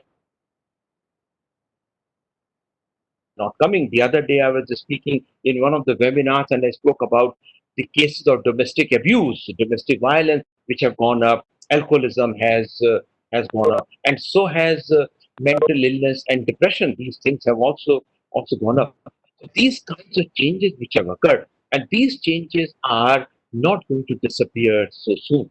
So the changes which are coming in our life. So these changes are are are important, and these changes need some kind of a documentation. Now, my suggestion was not that you should start an overall project of documenting all these things, because because that will take away from our major concerns, our major projects in which we are involved. But a question which always comes in our mind is about the stratification of society. But this question is always with us. I think any epidemics, any pandemic, any kind of a situation is not going to have a homogeneous, uniform impact on all of us. People from different classes experience. People from different classes experience the epidemics or pandemic differently. So people who are from the working classes, the Mazur class, they are experiencing it very differently from by contrast to those who are from the upper classes. People who are getting regular salary, they are differently placed by comparison to those who are by comparison to those who are from the lower classes. I personally think that the effect of epidemics or pandemic on gender is different. Women experience it differently by comparison to men. We also know that the mortality rate are also different. So you find a whole scenario in which we have differential aspects. Thinking from the point of view, thinking from the what is it? Hello, hello, hello. Sir, you are audible, sir. You are audible, sir. But there's someone who is speaking. Hello. Hello. So, so thinking from that point of view, this is one of the main lessons. Yeah. Hello. May I continue? Hello. Yes, sir. Yes, sir. I Yes, think sir. I think Umeshji wants to say something. Continue, sir. Continue. Hello. Hello, Umeshji. No, it's okay. I don't want to say. Let's sir continue. Okay.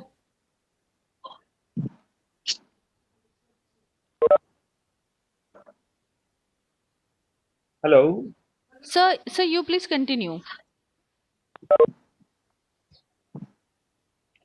Okay. Okay. So thinking from that point of view, and considering the fact that Anthropological Survey of India, we are already overloaded with work, and we have to attend to so many other things.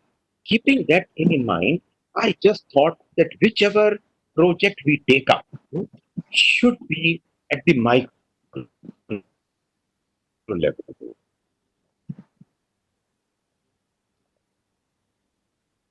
so that we are able to illuminate that particular aspect. And I think it will be a good, gallery if it could come up, maybe in one or two museums, or maybe in all of them,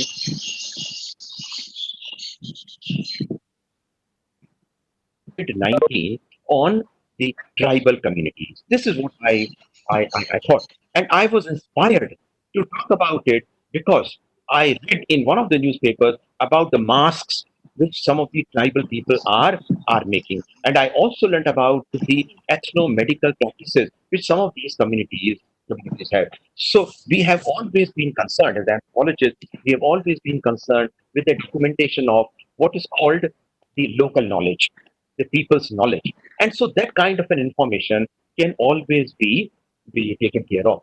So right now, as someone pointed out, I think it was Siddharth who pointed out, that now we cannot carry out any kind of a field work. We cannot go to any of the tribal communities. In fact, as all of you know, who are from the Anthropological Survey of India, that we had conducted a study of 45 communities, and another 29 communities were left, which we had to study. We had to start our fieldwork on these 29 denotified, nomadic, and semi-nomadic communities from from April, but we just couldn't do it, and we could not carry out any fieldwork. So once these situations normalize and we are able to travel to the tribal area, we must always keep in mind, we would ask them about the kind of responses, they had, the kind of responses they came up with, to encounter, to mitigate the fears, to mitigate the disease of COVID-19. This is something which we can always keep in mind. And as you know, that when anthropologists carry out their fieldwork, it is not just one thing on which they put their finger. They collect material on a large number of things, and it could be one of them. This is what I had in mind. I also said, and I'm just repeating, that right now when we are not able to do any kind of field work, what is that we can do? We can always observe our family members. We can observe our neighborhood. We can look at the people around us and look at their responses. We can also conduct a lot of field work on the internet resources. We can conduct field work on the Facebook, on social media site. What is that the people are saying? Something, as you know, which is called cyber ethnography, and it has become quite popular. And we say the cyber ethnography and traditional ethnography, they go hand in hand. This is something we can do, and later on we would be able to put all this along with our fieldwork. So for me, it has been a very enriching experience. My apology for not having been able to hear all of you and also the comments. So it was really very useful, and I think I would request the Nagpur Center to prepare a longish report on this session, maybe 1,500 words, maybe 2,000 words. Prepare the report, and this report will be published in our newsletter, because I have to attend to that also, and that will be a great contribution. That's how museum people have responded to this. I also saw that some of you were reading from the text which you had prepared. So if those texts could be made available, we would like to publish them in our journal. If suppose half a dozen texts come from all of you, from all the museum curators, along with a note from Dr. Ratnadhar, so this can go as a symposium. This can go as a symposium in our journal. So it could be like this: that the first would be Dr. Ratnadhar's comment, and then Siddharth, uh, uh, Shukla Saab, and then Vedya Saab, and then Vanita, and then whosoever spoke. They can, all these write-ups can come, and these write-ups have to be in English language. So I would request Dr. Vidya to translate this into English, and we can publish in the next issue of our journal under the name of COVID-19 Anthropology Museum Symposium. All right. So thank you.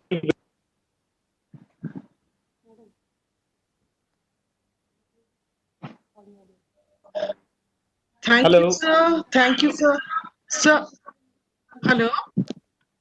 Uh, and Ratnaji, I will have to leave a little soon Okay, because I sir. have to attend to Sir. another web meeting. Yes, I know, sir. I know, sir.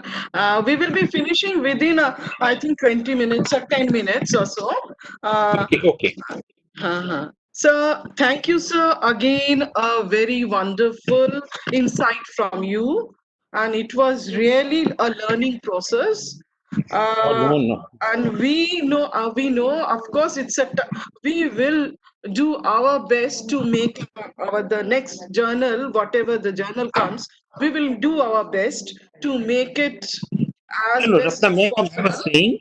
Ratna ma'am, I Yes, was sir. saying we will have a section Okay, sir. Hello. Now, ma'am, we'll have a section Okay, which sir. we will call symposium, and this Okay, sir. symposium will be called Anthropology, Museums, and COVID-19.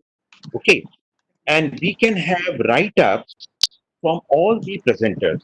Okay, Okay, sir. you'll put all these write-ups together along with your opening comment, which I thought was very good. Although there was a Okay, lot of sir. disturbance, and I was not able to hear it properly. So this will be a lasting contribution. But Ratna ma'am, this Yes, sir. has to be done, a little early. Maybe Okay, by sir. the end of Okay, sir. June, it would come by Sure, June. sir. So please Sure, sir. ask Sure, all sir. the presenter, and especially Dr. Behra, Banita Behra, to give some photographs of the museum, especially of flu or others, which she showed, and a write up of 1,500 words or 2,000 words from each one of you. So this will be a substantial article. If suppose each one of us writes 2,000, and there are six people who are writing, and there are six. I think how many presenters were there? Six, I think, isn't it? So 5 6 or 7. presenters were there. 5 Five presenters. presenters. So five presenters will write 10,000 words collectively. You will write another 1,500 words. This can be a very substantial article and a very meaningful contribution because I think we are the first one.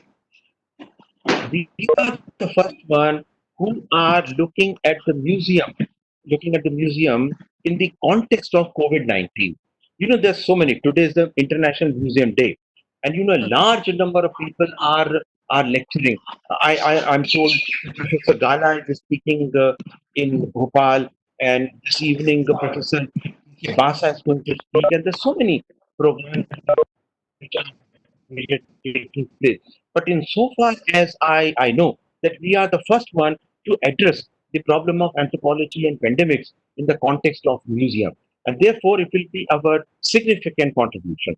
That is why I requested you if we could have this. And you take the charge. And I Okay, sir. know with you Okay, in sir. charge, I am at ease. This is a very famous, Ratna ma'am, this is a very Yeah. famous Chinese saying. Very famous Chinese saying, and a quote, with you in charge, I am at ease. Meaning thereby that once I have given the responsibility to you, that I am at ease. All right, then? Yes, sir. Thank you, sir. Thank you, sir. So we take your inputs for future researchers also, sir. Yes. And we will do as you suggested, as you advised, sir, we will do our best in accomplishing the work on the COVID and museum. And I'm sure in the post-COVID situation also, we would undertake many researchers, some of our researchers which will be pointed towards museum and the COVID, and of course our we will museums will add to its gallery. So thank you, sir. Again, sir, thank you. And now we would like to have mm, a video on our, it's a virtual video, on CRC Museum, and then we will have a snapshot and then we'll have a vote of thanks and the snapshot of all the participants. Thank you, sir. Thank you, all of you. Let's begin, Abhishekta, let's begin the virtual tour of a CRC Museum. Ratna ma'am, Yes, sir. may I take leave because I have to address another meeting? Sure, sir. Sure, sir. Sure, sir. Sure, sir. That's all. Thank you, sir. So my Again. best Thank you, sir. wishes, Again. my Thank you, best sir. wishes to all of you, and Thank I wish good health, happiness to all of you, and I'll be looking forward to seeing you very soon. Once the lockdown is withdrawn, I will prefer to come to Nagpur and spend some time, with you in your museum.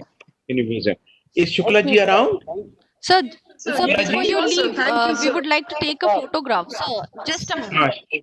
Sir, Shuklaji? Sir, thank snapshot. you, sir. Presenters are requested to turn on their video, please.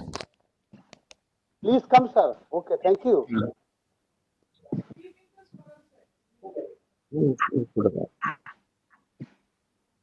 Shukla ji, sir please, thank you. हाँ, शुक्ला जी बहुत अच्छा लगा मुझे, बहुत ही अच्छा और बहुत very well organised.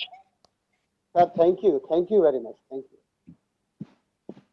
And my regards to Amlan, to Amitabh, Dinda, to Arup, to Okay, you know, to all of us who were here. Sir thank you. Yeah, Mithun also.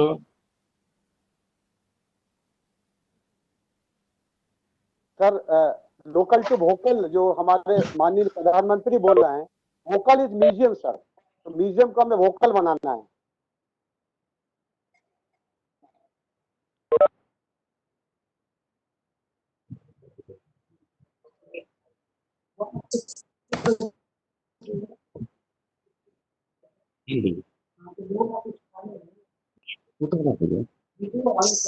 So snapshot is done.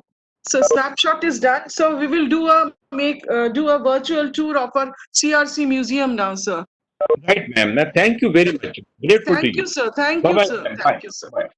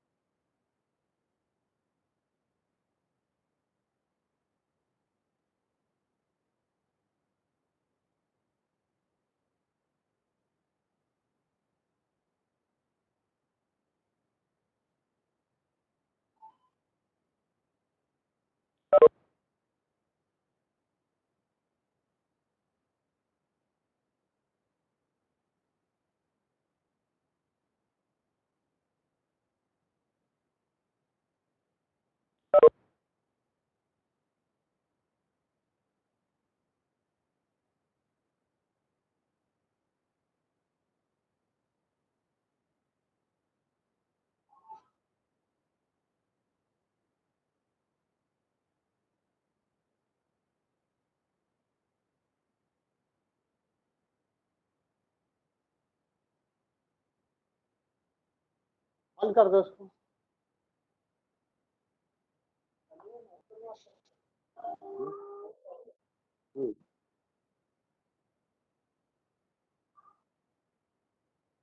तो उसको laptop बंद कर दो।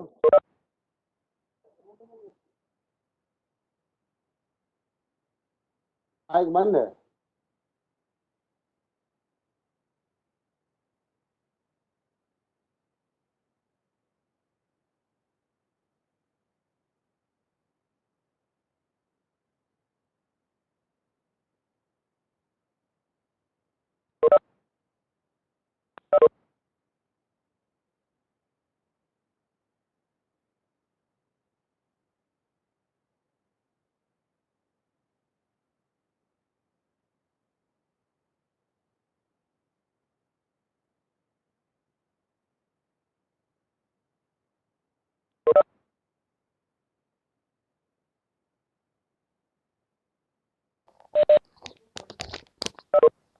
Thank you so much, everybody, for being with us for this 3 to 4 hours.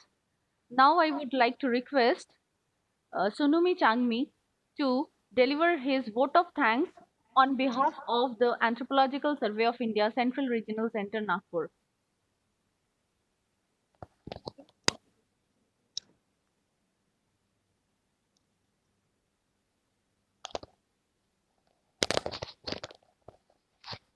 Good afternoon, everyone. It has been a very fascinating and engaging session today. I, on behalf of Central Regional Center Nagpur, would like to express my vote of Thanks. Firstly, of all, I would like to thank our Honorable Director of Anthropological Survey of India, um, Professor Vinay Srivastava. Thank you, sir, for sparing your time and sharing your invaluable insights with us. And I would also like to extend my thank gratitude to Dr. Shashi Kumar, sir, Deputy Director, uh, Head Office, Calcutta, and Dr. Umesh Kumar, sir, Senior Ecologist, Head Office, Calcutta. And secondly, my sincere thanks to all the invited speakers who willingly accepted our invitation to be part of this event and shared a wealth of knowledge and experiences with us. My heartfelt thanks to all the panelists. Thank you for your presence and making the event more fruitful and enriching through your comments and the discussion. I also want to thank all the participants from different organizations and institutions. Thank you for bearing with us and for being with us from the start till the end of this session.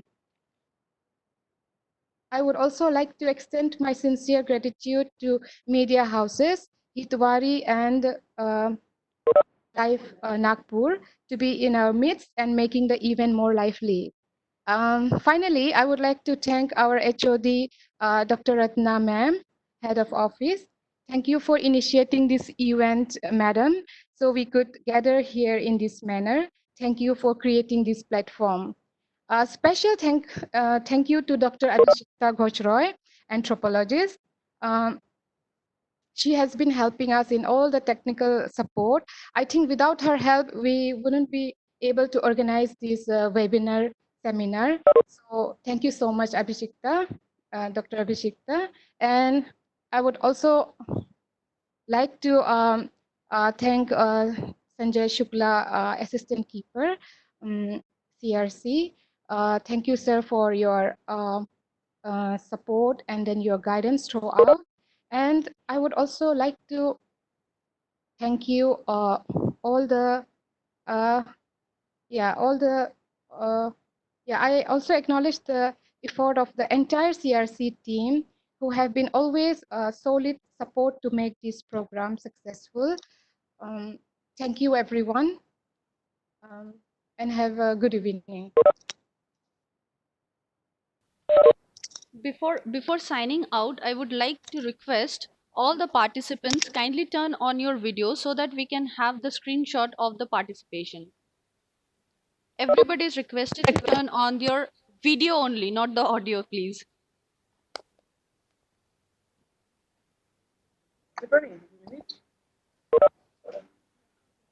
Yes, we had a very good team in CRC. I would like to, on behalf of the head of office, on my own, and I would like to thank all my support people, all my supports. Abhishekta, how Abhishekta has handled our sound recording and everything was handled by Shri Anil Vishwakarma. We are also having another program in this next after this only. Our Joy Das, what is his name? Kiran Travali, Naidu, Mahatoji, Rajkishore Mahatoji, they were all with us and they are supporting us in this way. Of course, maintaining the social or physical distance also. So in the COVID days, I think we are getting more aware, nearer to this kind of programs, webinars, and I think we will have some opportunities to have this thing. And thank you. And let's have a snapshot.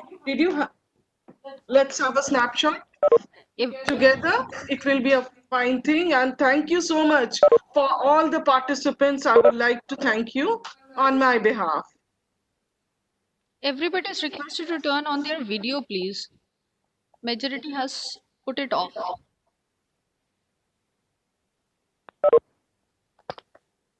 Yeah.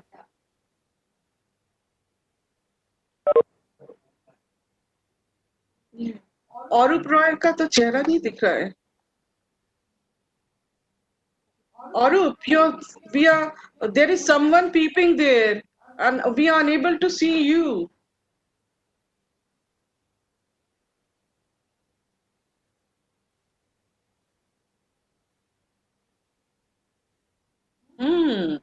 और थोड़ा सा, just tilt your camera. You're there now. Yeah, I think we are done with it. And thanks to all the participants for such a nice cooperation. Without your participation, this webinar wouldn't have been a success. I think because of the situation what we are facing nowadays, we will be having more such virtual seminars, and we will be meeting again. Thank you so much. And bye. Thank you. Thank you so much. I think we will meet again in some other virtual meeting. Thank you so much. Thank you so much. And one last announcement, all the participants will receive an e-certificate which will be generated within 2 to 3 days. We will be sending the e-certificates to everybody's email. They will get the e-certificates. Thank you so much, and thanks to the presenters for their beautiful deliberations.